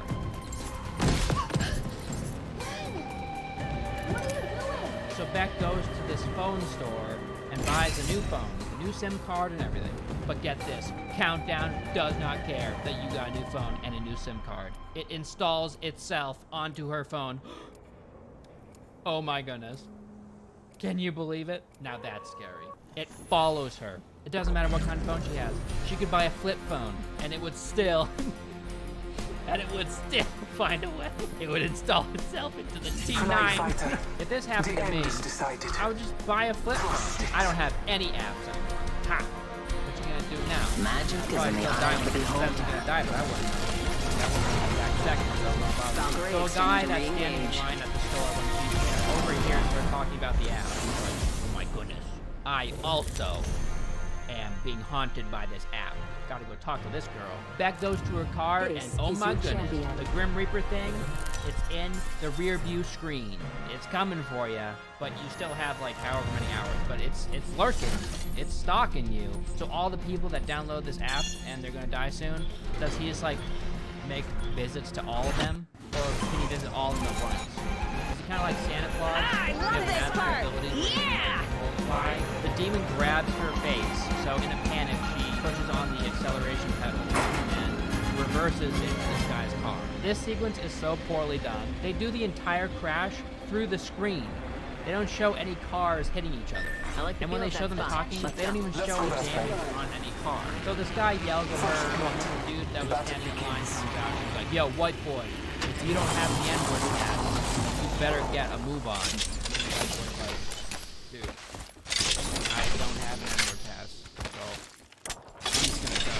I know she hit my car, and it's totally her fault, and I should get, like, the insurance and everything, but no N-word pass, so toodaloo. So then this guy talks to Beck, and he's like, I also download the app, and I'm gonna die soon, so we should talk. We find out that this guy's name is Matt. So they go to a bar. They decide that the answers to the app are in the user agreement, you know, because you never read a user agreement when you download an app. Our aim is clear. And that was the Enemies mistake. lie that way. Get it, guys? Because no one ever reads a user agreement. This movie is so #relatable. They convince this insane guy to download the app so they can look at the user agreement. Wait. Are you crazy? You should never accept the terms and conditions without reading them first. This movie is so relatable, it's insane! So they read the user agreement and it's like, the user shall accept the terms of his or her fate. Any attempt to use information from Countdown to alter the user's fate will be a breach of the user agreement or something. So you can't alter your fate, right? If you try and change fate, the app will find a way to kill you. So they find their way back to the hospital. Matt uses the stall. I'm not a big fan of yours either, so great minds think alike, I guess. Matt hears a boy crying. And then he sees someone with bare feet walking between the stalls. But there's walls there. What? Ghosts. That's weird. Lights go out because you can't have a scary scene without the lights going. Then this little boy jumps out of nowhere and starts punching him, and then the lights turn on because the stranger comes out of nowhere. He's like, what's going on? You're good. So that happened. Beck is summoned to a meeting, and the HR department is like, your boss tells us that you were coming on to him. That's not cool. And we would like to make sure that this doesn't happen again. And Beck's like, that's not true. He came on to me. If this is true, why don't you just come to me right away? I tried. I only tried once, though. I made no other attempts. Beck and Matt then go to a church, and nobody is around, so they're like, oh, let's go to the minister's office, or the pastor, or the priest, or I don't know anything about a church. They go to the office where the guy is. His name is Father John, by the way. Father John is pretty cool because he's listening to Panini by Lil Nas X. And this scene is a little bit ridiculous. I think they're trying to be funny, you know. A pastor listening to rap music is a little bit weird. Big time. Beck and Matt tell this guy about the app and everything that's happening. He then tells Beck and Matt about a story about a demon named Ozin. And he torments people that change their fate, you know? If a certain thing is supposed to happen that leads to your death, but then you do something else, Ozin comes out of nowhere and kills you when you're supposed to die. That's basically what happens. Ozin somehow found a way to like connect to this phone app. And he's killing people when they're supposed to die, but only if they download the app and agree to the user agreement. You know, demons are really in line with technology nowadays. You know, they love smartphones and, you know, smart tech and Tesla. They really like Tesla. Hail Satan, Elon Musk. The pastor is like, if I could see the code of the app, then I would be able to tell if it's actually Ozin doing this or not. What? Okay. Okay. This is your champion. If only the pastor could read the code. Like this guy knows anything about coding. He's just assuming that there'll be something in the code of the app that will point to a demon. So then Beck's like, remember that random clerk guy from the phone store? Yeah. Let's go harass him. Prepare for battle. So they go to the phone store and they just closed. And walk into his car. Hey guy, do you know how to hack an app? He's like, what? Who are you? Those? Why are you approaching me? I don't know you. But he doesn't say that. That he's called guy. Yeah. So then Beck and Matt are like, here, have our credit cards. They have this amount of money on them. In exchange, you will hack this app for me. And he's like, sure thing. I would be more likely to look on Craigslist than a random person that hacks apps. Like, why would they assume this random guy at this phone store can hack apps just because he said that he could jailbreak the phone? So they go into the store, he hacks the app in like 5 seconds. He then goes in and changes the time when Beck, Matt, and Jordan, Beck's sister, will die. Because apparently Beck and Jordan are both going to die around the same time. Thanks. Of course she downloaded it. Her clock is the same as mine. So this guy goes in and he's like, all right, I'm gonna make it so you don't die until you're like 90 or something. And he gave himself like 90 plus years when he's already, what, like 30 years old? So he'll be around like 120 when he dies. That sounds miserable. You'd be a vegetable for 15 years straight. Beck and Matt decide to stay together that night. Matt tells Beck a story about his younger brother when they were younger. He took a toy from him or something. It's dumb. So that little boy that attacked him in the bathroom earlier was a ghost of his little brother who died. And guess what his name is? His name Jeff.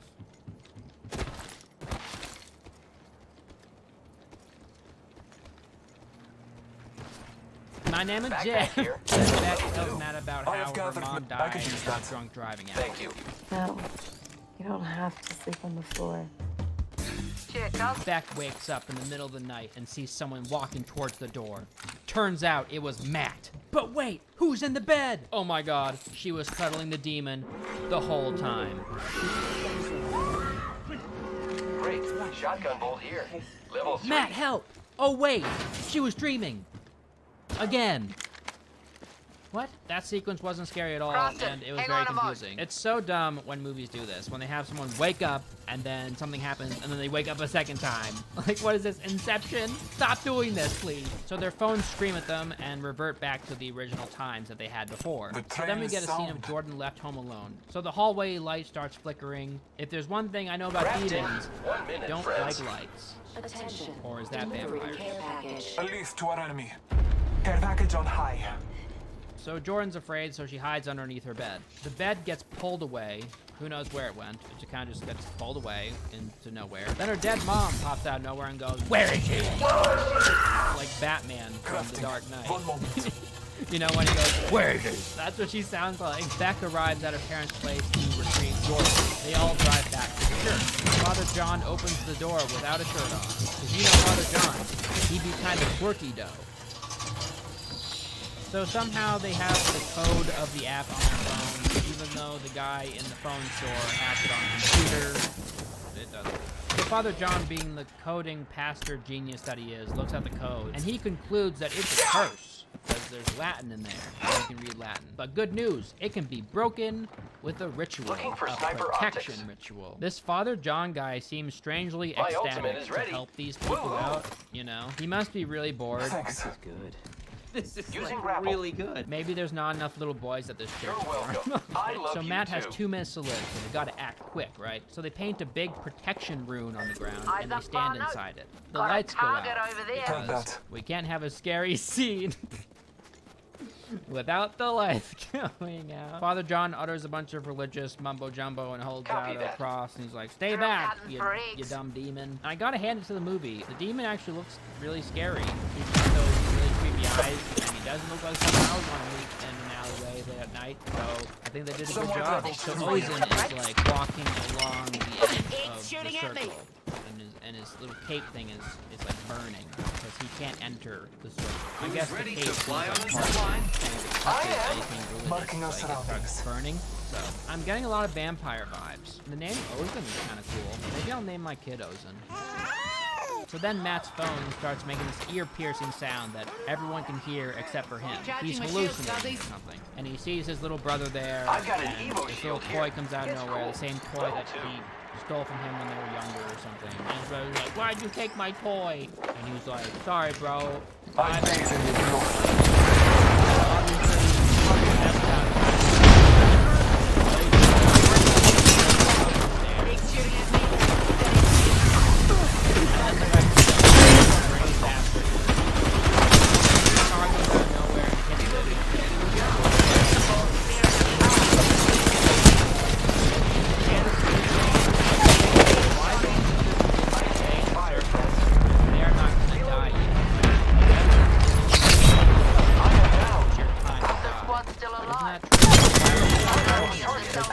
They like try and distract him. He's like, oh, demon over here.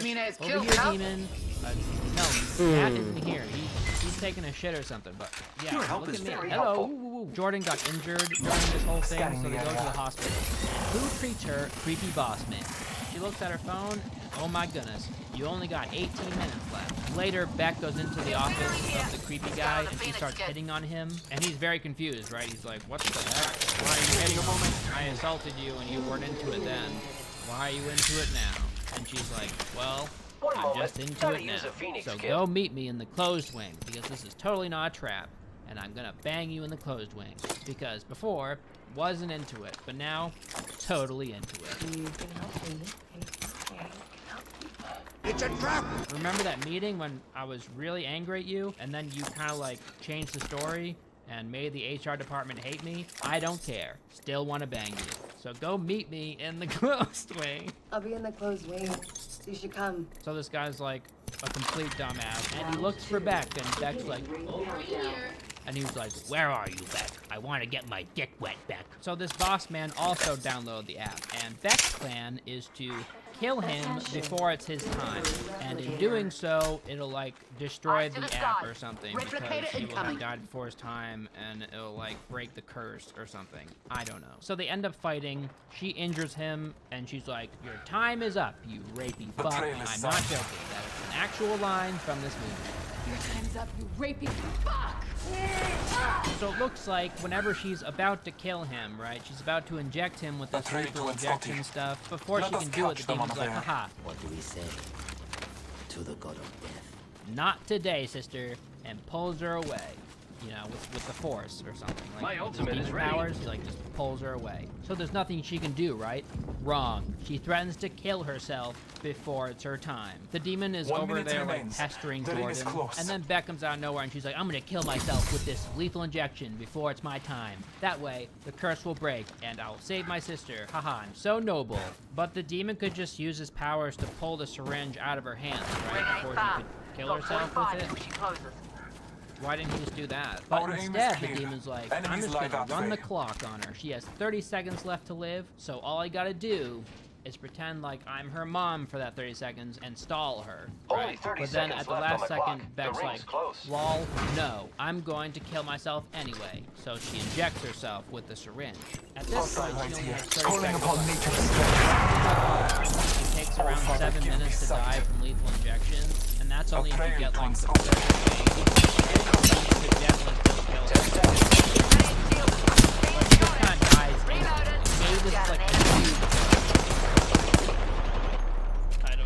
maybe it's not lethal injection. I don't know what it is. It's just some mystery fluid that she injects into herself.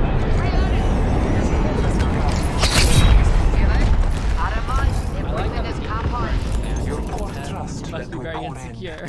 Somehow Beck knew that her sister would be there to revive her, so before she did all this, she wrote on her arm, "This is where you need to inject Narcan," which is like an emergency liquid that you inject into someone when they overdose. And mysteriously, this antidote and this syringe just kind of like pop out of nowhere. Very convenient. So Jordan takes the syringe and fills it up with this Narcan stuff and injects it into the circle where scanning the area where Beck drew on her arm, like, inject it here. See, this is the prime spot. So yay, Beck's alive again. She broke the curse. Hell yeah. Another notification. Can you guess what it is? It's Countdown. Again, 2.0. The satanic worshipping app development team is sad again. And they are hell-bent on getting this app out there for these people. Okay. How very nice of them. Hey, I mean, it's kind of nice knowing when you're gonna die, because then you can say goodbye to your loved ones. A lot of people just die randomly. They have no chance. Very cool. I like how at the end of the movie it's like, oh my god, there's another app.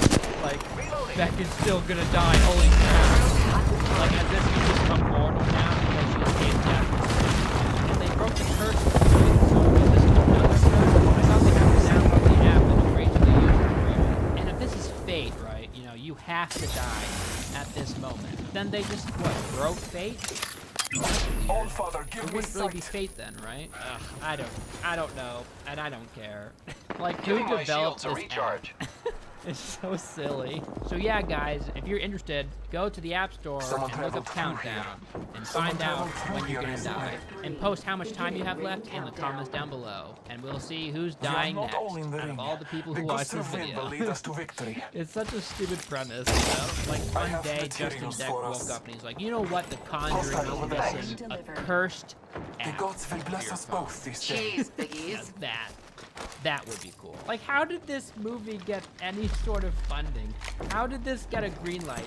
Elizabeth Lale, you gotta get a better manager. Why did you agree to this? Got a minute before she closes. This place has seen activity. Someone traveled through here recently. I am taking some damage. Hey guys, this video is brought to you by Raycon. Rig ain't far. I Got bet you thought I 45 was till she stupid. closes. Drilling like 3 years. Video. Did you know that Snoop Dogg and Cardi B both have Raycon? I bet you didn't. Those people are cool, and you can be cool too. Even Melissa Etheridge uses Raycon. Who is that? I don't know. Some other earbuds out there, not gonna name them, only have like a couple colors. Raycon is huge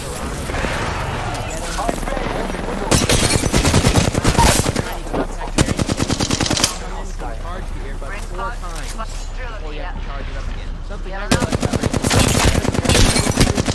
when you put them in, there's no wire and there's no step. That's cool and fashionable while listening to. They sound just as amazing as other pop audio, and their latest model, the E25, is their best one yet. With 6 hours of playtime, seamless Bluetooth pairing, more bass, and a more compact design that gives you a nice noise-isolating fit. You just can't go wrong with Raycon. That's not their slogan. I made that up. Go to buyraycon.com/ElvisTheAlien for 15% off your order. Hey, that's a pretty good deal. 15% off. All you gotta do is go to the link in the description, click on it, and save some money. Hell yeah. Thank you so much, Raycon, for sponsoring this video. By the way, I'm trying to give these reviews a little bit of a silver lining to them. I have been down. Here are 3 horror movies that I think are great and you should check out. evil are we trying to do? On your feet. Carry them. The one that's coming. I've seen ghosts around here. Let's go there.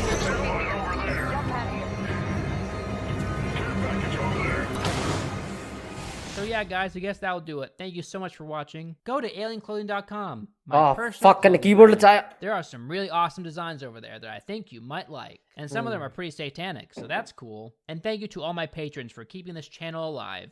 I love you guys. keyboard If you know സമയം of കഴിഞ്ഞിട്ട് any ഇപ്പം other keys movies that I ഒന്നും should വരാൻ review, പറ്റത്തില്ല. leave them in the comment section down below. Anyways, guys, that Ooh. will do it. Thank you so much for watching, and I'll see you in the next one. Bye. Oh, gold. Oh, 2 gold. Oh, what am I gonna get? എന്തായി കിട്ടാൻ പോണേ?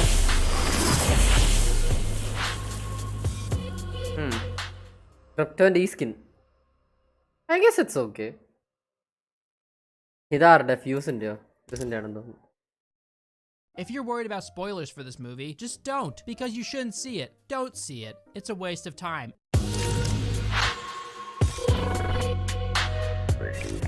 The only reason I know about this movie is because Netflix put it in their featured section, which is pretty hard to avoid because it's right fucking there when you open Netflix, and my wife and I use Netflix a lot to watch shows that we like. She recognized the actor as the same guy who played in 13 Reasons Why, a show that she really enjoyed, so we decided to give it a shot. And I know scary movies get a bad rap because a lot of them are trash, and let me tell you, this movie is not helping. The Open House has got to be one of the worst movies I've ever seen, with amazing quotes such as, "It's good to see some new faces, especially pretty ones. I just mean the mountain folk can get a little, scruffy at times. And I am not talking about the men." It stars Dylan Minnette and Piercy Dalton. I've never heard of Piercy Dalton before, but surprisingly, she is the best part about this movie. Aside from a couple notable scenes, they both are okay, nothing astounding, but they do their job and they're convincing for the most part. The Open House was written and directed by Matt Angel and Suzanne Coote. On IMDb, it shows that Matt is known for Complications, Legends of Tomorrow, and Grimm. But if you go down to see the movies he's directed and written, there's only one other movie aside from The Open House, and that's Ha/If, which is one of those movies that was made for no audience. I'm pretty sure nobody ever watched this. And same thing with Suzanne Coote. She wrote and directed one movie that was cast into the abyss called Welcome Home Lee. So neither of these people have a lot of experience. But hey, Robert Eggers, who wrote and directed The Witch, is an astounding experience. Don't get me wrong, The Open House looks good for the most part, the production value is okay, it's just everything else that fails visually. This movie trips over itself constantly. It starts with the generic scary movie rising strings over the moans of Dylan Minnette.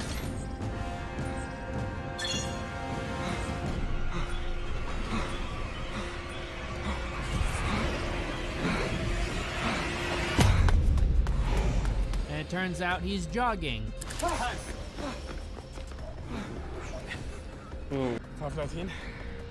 507. Yo, let's land there. That's almost enough for the Olympics. Now remember the fact that he's fast. This will play a crucial role later on. Actually, no it won't. That's weird. When they were outside a second ago, it looked like it was somewhere around 5 to 6 p.m. But when they enter the house, it's pitch black outside. Then we have this scene where Logan removes his contacts, foreshadowing one of the silliest moments in film history. We'll see. The dad drops the egg, so they have to go get more.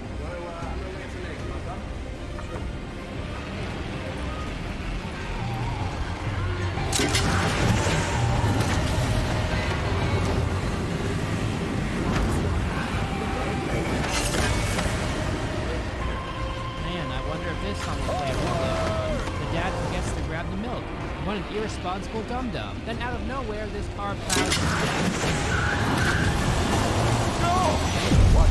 cuts to black, and now we're at his wake. No talk about who was driving the car, who killed his father, if he got away, or why he did it. The movie decides that you don't need to know, I guess. We'll probably find out later.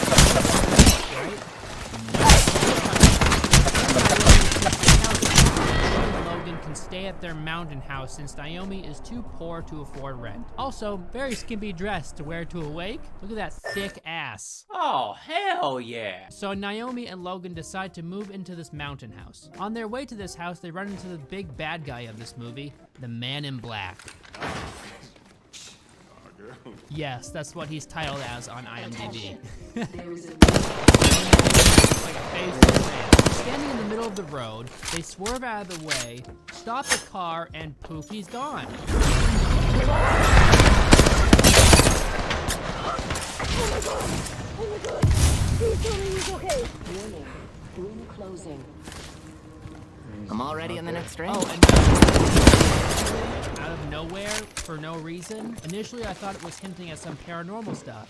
But nope. Seriously, it's not explained later on. It just happens because it happens. There's a lot of that in this movie. It's almost as if the movie is constantly teasing something that never happened. You want something to happen, you're expecting something to happen, but it never does. When it does happen, you're like, why did I just got off? Crazy. Then what looks like a gas station, Naomi picks out the milk that her stupid dead husband forgot about.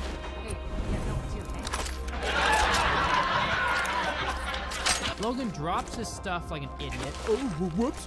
And we're introduced to Martha. Her character makes no sense. She's the annoying crazy lady that lives next door, and her only purpose is to act creepy and stuff. The quiet out here can get real loud.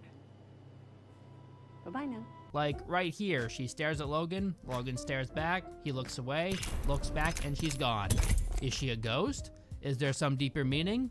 Nope, she's just a creepy random old lady. This movie tries to lead you to believe that it's more interesting than it is. Cause they dangle all these carrots in front of you as the movie progresses, but it all leads to fucking nothing. So they arrive at Naomi's sister's mansion that she's selling, which I'm guessing means she's living in some other house. If her sister is so wealthy, then why hasn't Naomi reached out to her for some financial support prior to her husband's death? Wouldn't that make more sense? They go inside, Martha calls the landline because she's a creepy stalker lady that has nothing better to do.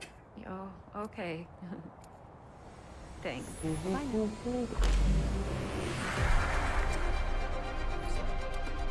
Martha. Also, if this is modern, they don't really specify when this movie takes place. Need a Who the shit? fuck still Give me all. uses landlines? Logan walks around the house and eventually goes down into the stereotypical scary movie basement. This is my that never favorite has part. working lights for some reason. Even though this is presumably a multi-million-dollar mansion.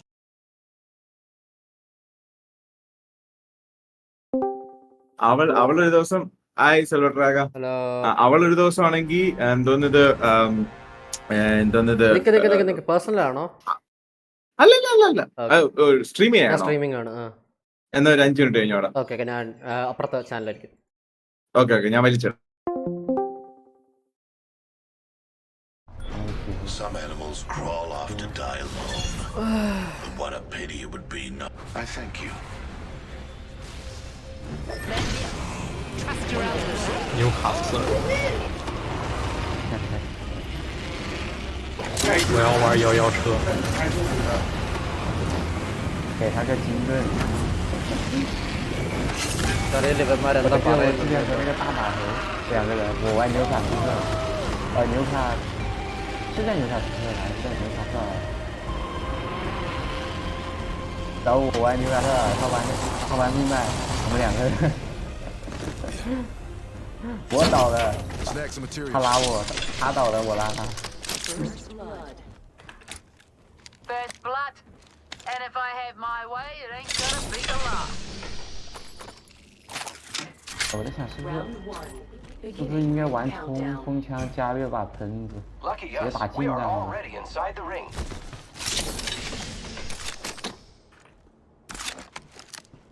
Extended light mag here, level 2. Extended light mag here, level 3. Hey, hook us up with some materials. Optics here. Mid-range.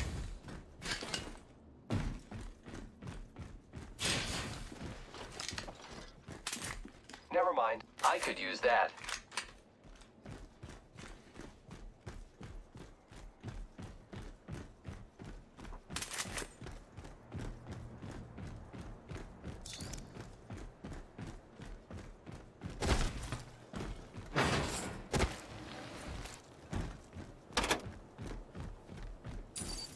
I got some materials for us. Yay! Thanks. ഒരെണ്ണം കൂടെ. I won't survive outlive 100 people, so I guess this is okay. The champion has been eliminated. A champion just fell. They must not be very good. Grappling. In progress. Great. Already inside the ring. Crafting എവിടെയാ?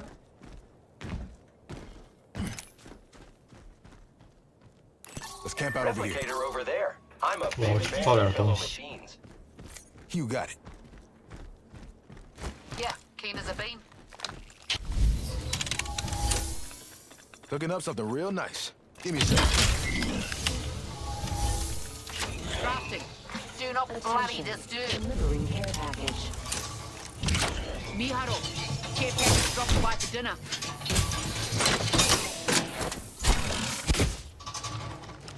Care package over there. Rebel. Yeah, keen as a bean. Crafting. 1 minute, friends.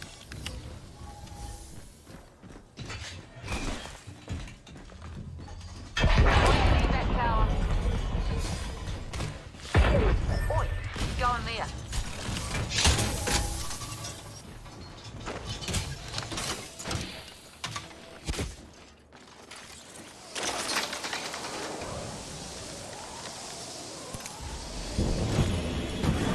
I'm looking for an extended energy magazine. Extended light mag here. Level 2.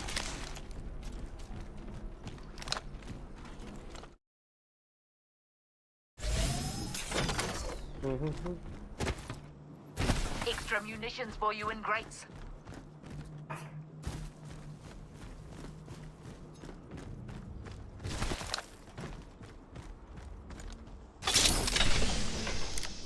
I need a backpack. 这个没被搜过。这里面应该在这里面。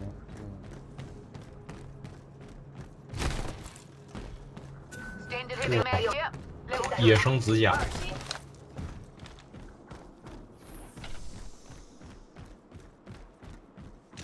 Grappling. Big thanks, y'all. 为什么那外面的几个被 I am 开 looking 了， for 这 an 里面 extended 没被 energy. 开？ Phoenix, get here.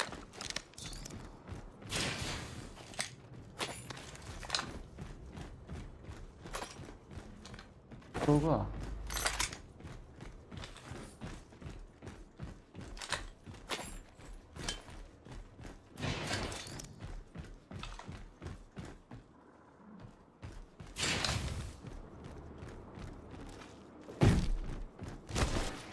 这哈尔要不要那个？要不要 Who's ready 有 to 棍 fly 啊？ on a zip line?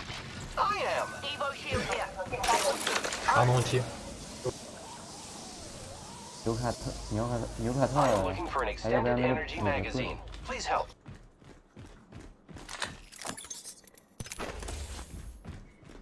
Optics here. Mid-range.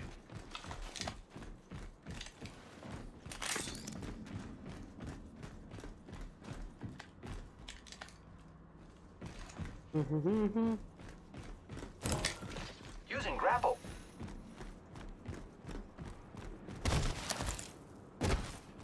野生大电。 Extended heavy mag here. Level 3. I am looking for an extended energy magazine. Please help.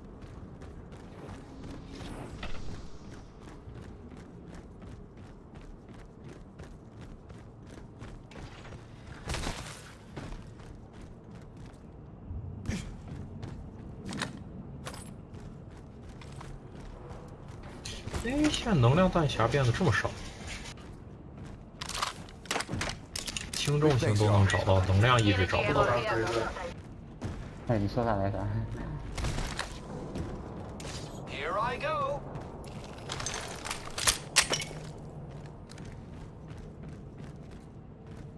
Extended energy mag അല്ലേ?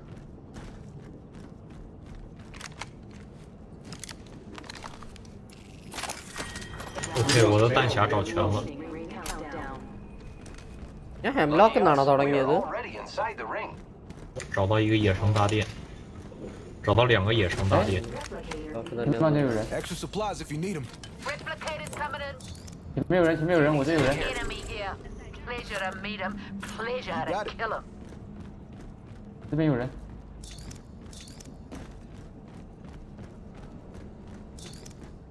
എന്റെ മോനെ പ്രേമോ Gotta run. Take that. Let's think. 能打吗？ Hostile over 能打。 Wrecking balls off the chain. Firing. 一个打血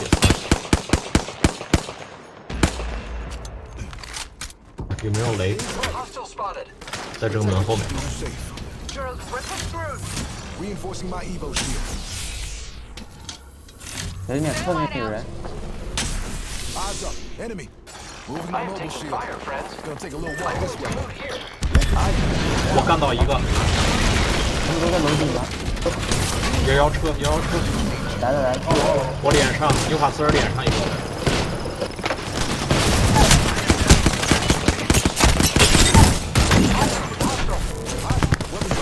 有点。 Come on, come on, come on! 完了。来了2队，第3队。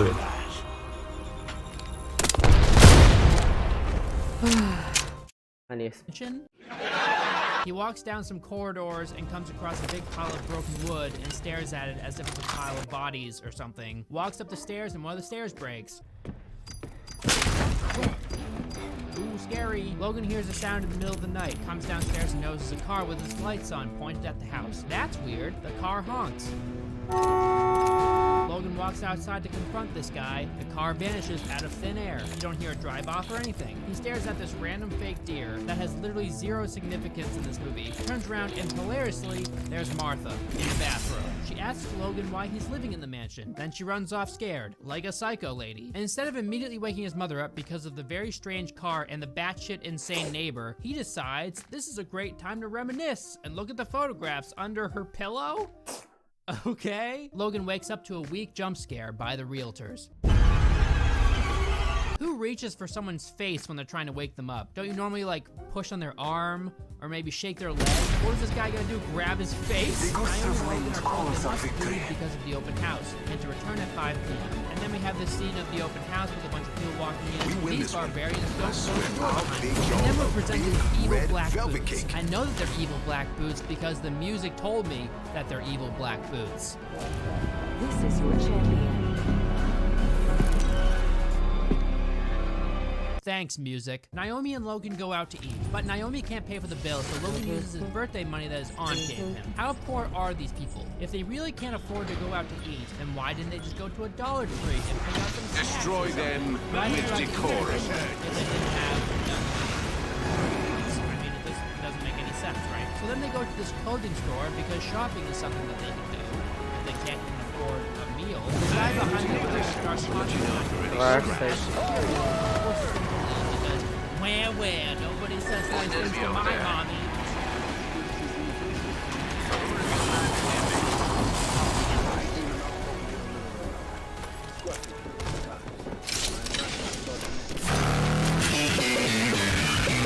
Whereabouts are you from? Hey, buddy. Attention. First blood. They get home and there's another weak jump scare as this realtor guy walks out of the room without saying a word, even though it's obvious that they just came home. Isn't it his job to greet potential buyers? Anyway, he freaks out because he's running late. But it seems more likely that he either has to shit really bad and can't use other people's toilets because he's a germaphobe, or he just saw a ghost. But since this isn't a ghost movie, he definitely just has to shit. Then Logan explains to his mother how creepy open houses are, because this movie is having such a hard time doing that itself. At this point, we can assume that Evil Boots is in the house with them, right? Okay. Logan goes to get more popcorn. Evil Boots opens the door in the background for no reason. Then the phone rings. Naomi answers it, and all she can hear on the other end is them echoing. Evil Boots is calling her. Naomi starts making a shot. Logan brings his cereal up to the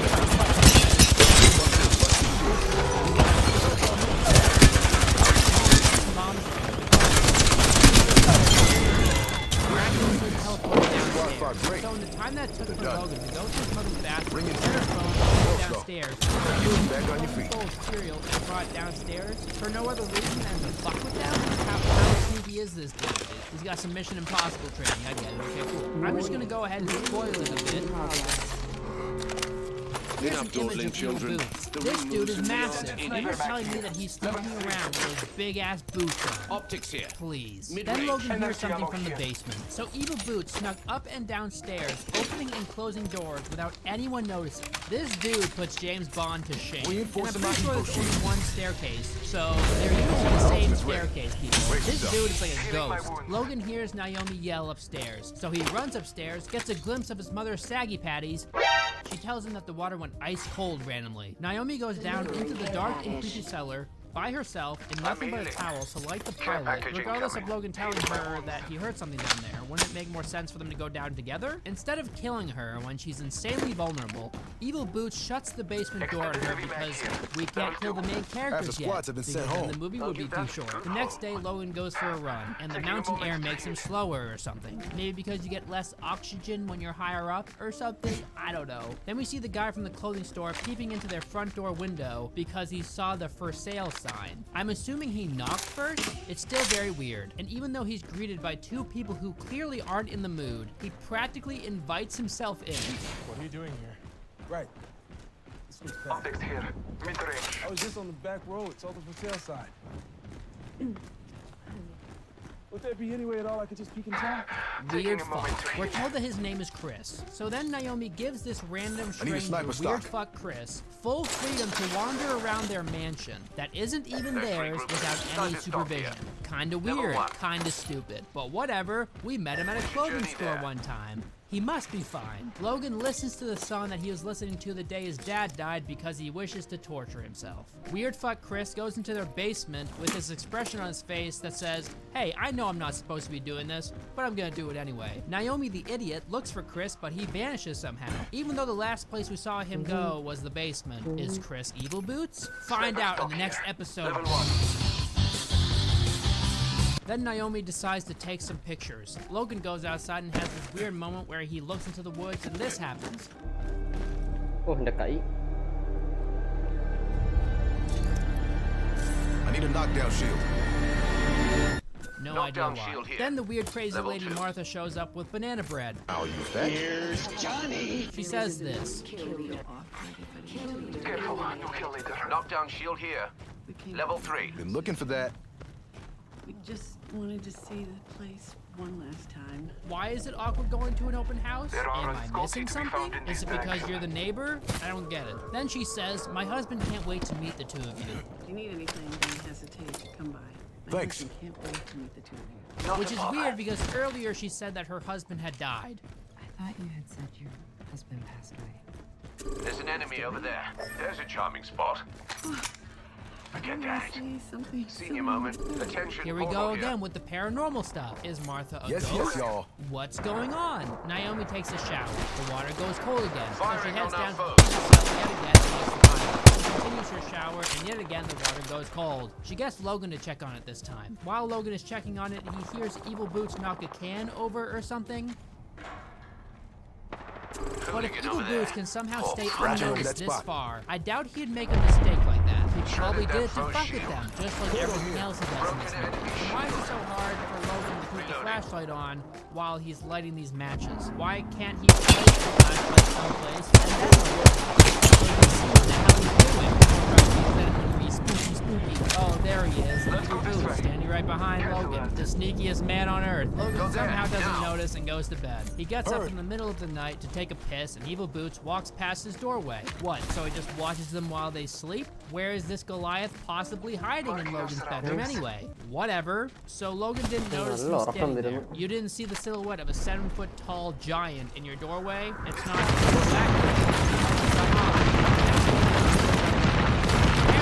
sucks now.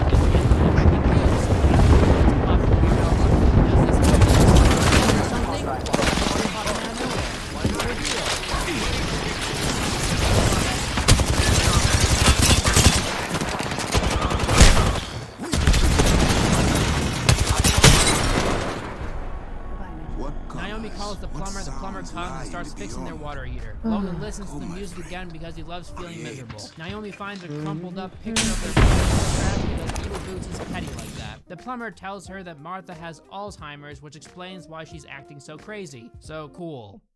No ghosts. Just a crazy lady, that's all. Boring. So what could have led to some interesting character twists was stolen from us with just bad writing. So all those moments with Martha meant nothing. She's a useless character now. What was the point of her other than giving the movie a creepy feel? There really wasn't one. The plumber gives Naomi Logan's phone that he found in the basement next to the water heater, which is weird because isn't the last person to be down there Logan? How did he not notice his phone there? Or did Evil Boots know that Naomi called the plumber somehow and had enough foresight that if he left Logan's phone down there, it could lead to Naomi blaming Logan for everything because Evil Boots is everywhere at all times, even though no one ever sees him. Then Logan and Naomi have an argument. Their performances are pretty good here, more so Piercy Dalton's. Dylan Minnette is okay. I feel like he's just another Keanu Reeves. He has one state of acting and that's it. Logan hears a noise in the night and wakes up. We win together or we lose together. Looks around the house and goes into the cellar. Finds his dad standing Blair Witch style. His dad turns around and starts They show shooting up these rank amateurs how a hilarious. professional operates. Oh my god. Introducing your champion. No! You gotta be kidding me. Turns out it was just a nightmare. Logan goes out for another charge on run. this job. Naomi goes to pick up footage she's having developed and runs this weird fuck Chris. He admits that he's a creep and then gives her his number. Naomi gets a call from a Together, we have this. Naomi that she got a call from Why wouldn't she immediately call the police? Instead, she decides to call her sister and have her deal with it. I thought Evil Boots was in the house this whole time. Why did he break in? Was this just a ploy to get It shows them starting their day with Naomi and Logan leaving the house. Logan is out running. Naomi goes to get her pictures. Why is it pitch black out by the time Naomi gets back to pick up the morning? How much time passed? Also, if you just got a call with the house is broken into, wouldn't that be the last place on Earth you'd go? Why wouldn't they try and stay at Allison's instead? So they go home and find a nice way to set up a candle. Thanks, Evil Boots. Really fucking weird. He just loves fucking with me. There's a phone on the table too. And guess what? It rings. Naomi answers and there's nobody on the other line. Oh boy. Call the police. Police immediately when they heard the police search the house and pop the box. Sneaky Evil Boots is one with their shadows. Even killing them The police say that it was probably just some kids. Logan has the same reaction I did. You think some kids did this? Later on, Naomi takes the piece of paper with Chris's phone number on it and places it on her bedside table. Logan enters and tells his mom he's off to bed. Why are you telling your mom you're going to bed? What are you, 6 years old? His mother asks him if he wants to sleep in the same room. He says, sure, whatever. Logan asks about the phone number. Naomi brushes her teeth and hears the doorbell ring. It's weird fuck Chris. Logan called him for reasons. Do they not have any other friends? Why are they calling this creep to come and stay the night and look around their premises? Shouldn't they be more weirded out by him than anyone else? Okay, so they look around the premises with flashlights. They come back inside. What? Chris has Evil Boots? Is Chris Evil Boots? Find out next time on Time to hold court. Logan goes to the bathroom to remove his contacts in the weirdest utilization I've ever seen of a mirror in a movie ever. The mirror's makeup light is on for some reason and pointed directly at Logan. Do him and his mother share a bathroom in this mansion? Why is the makeup light on to begin with? Naomi doesn't even wear makeup. Logan hears the sound again because that's the only thing that can prompt people to do things in this movie. Goes out to check on Chris and Chris. Oh no! He hears the car start outside. Logan goes out to check on it and finds Chris in the front seat with his throat slit. Poor weird fuck. Look, the black guy really does die first in every horror movie. Then out of nowhere, Evil Boots slams Logan's head against the window and then pours water all over him for reasons. I think he might want him to freeze to death out there or something because Evil Boots is weird like that. I'm not sure what his motive was here. Then Evil Boots, who somehow knew about the conversation that Naomi and Logan had earlier, despite Chris being downstairs and despite them being in the room, obviously alone, he goes and plops his massive body down into bed next to Naomi. Naomi gets up to pee, comes back, doesn't notice somehow. Wakes up randomly to check her pictures. Why she waited so long to check them? Well, who the fuck knows? And apparently Evil Boots was fucking around with her camera too, and took pictures of them while they were sleeping because he loves fucking with people this much, and he just counted on her not checking her pictures until this very moment. What? This is all very convenient for you, Evil Boots. I guess you're just massive planning. You just know everything. He strangles her unconscious. She wakes up tied to a chair. Evil Boots walks in, caresses her head, then punches her. Caresses her fingers, then breaks them. He has very dirty nails. And why didn't Evil Boots gag her? Did he count on someone hearing her scream? So was his plan the whole time to freeze Logan and to tempt him to come inside by hoping that he would wake up in time to hear her screaming, and the water was meant to slow him down or something?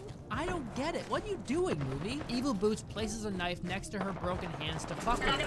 Yes, because this guy is a relentless douche. Or maybe he put the knife there so Logan could use it to free her. I don't know. This guy's psychotic. Logan finally wakes up, hears his mom scream, goes inside and instead of immediately trying to get to the car that's running outside, they decide to talk.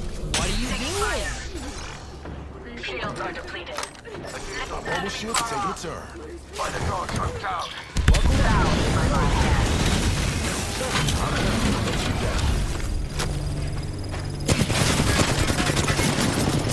down.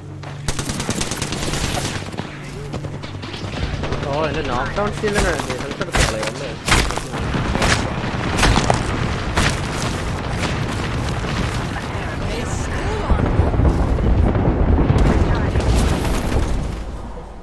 Didn't your mother ever tell you? Never try to beat an ox train. What do you do? There's a killer in the house, guys. Now Logan starts peering around the room instead of attempting to exit the house. Why? Who knows? Then the song that Logan loves so much starts blasting from downstairs. He goes down, the car mocks us from behind him. He tries the landline, but it doesn't work, I guess. He finds their cell phones without their SIM cards. On your feet, Njan. The police without a SIM card. I guess Evil Boots was counting on Logan being stupid enough to not know this. Why didn't Evil Boots use his evil boots to stomp on the phones and break them instead? This killer is so stupid. He's lucky that he's dealing with people just a little more stupid than him. Logan hears his mom scream his name. He scrambles upstairs and poof, she's gone. So somehow Evil Boots grabbed her and brought her downstairs without her yelling or saying a word, and Logan didn't notice, even though there's one staircase. Okay, this dude has a sneak level of 100 people, and he's using mods too. Daily തീർന്നു പെട്ടി എടുത്തു Sneak skill tree പെട്ടിന് എത്രയുണ്ട് 12 ആയതേ ഉള്ളൂ അല്ലേ downstairs because Evil Boots has like a string on his mother and Evil Boots was somehow able to keep അതിന്റെ skin എന്തോന്നു smacking any wall, making any noise whatsoever. Wow, I mean the color scheme. Anyways, ഞാൻ ഇന്നത്തേക്ക് തൽക്കാലം stream നിർത്തുകയാണ്. വേറെ പ്രത്യേകിച്ചൊന്നും പറയാനില്ല. എല്ലാ സ്ട്രീമും ഒരേപോലെ എന്ത് യുണീക്കാണ്.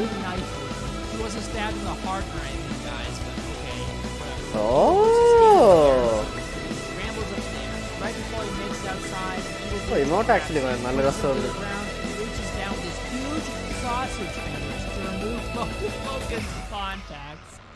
Like, are you fucking serious? Wouldn't this scene be so much more believable if Logan was wearing glasses and Evil Boots crushed them instead? Wouldn't Logan's first inclination be that Evil Boots is going to pop his eyeballs like grapes? There is a less than 1% possibility of heirloom shots dropping. What a nice guy! And in that case, wouldn't Logan be clenching his eyes shut, not keeping them wide open? What the fuck, film? Evil Boots shoves Logan outside. Logan runs and runs.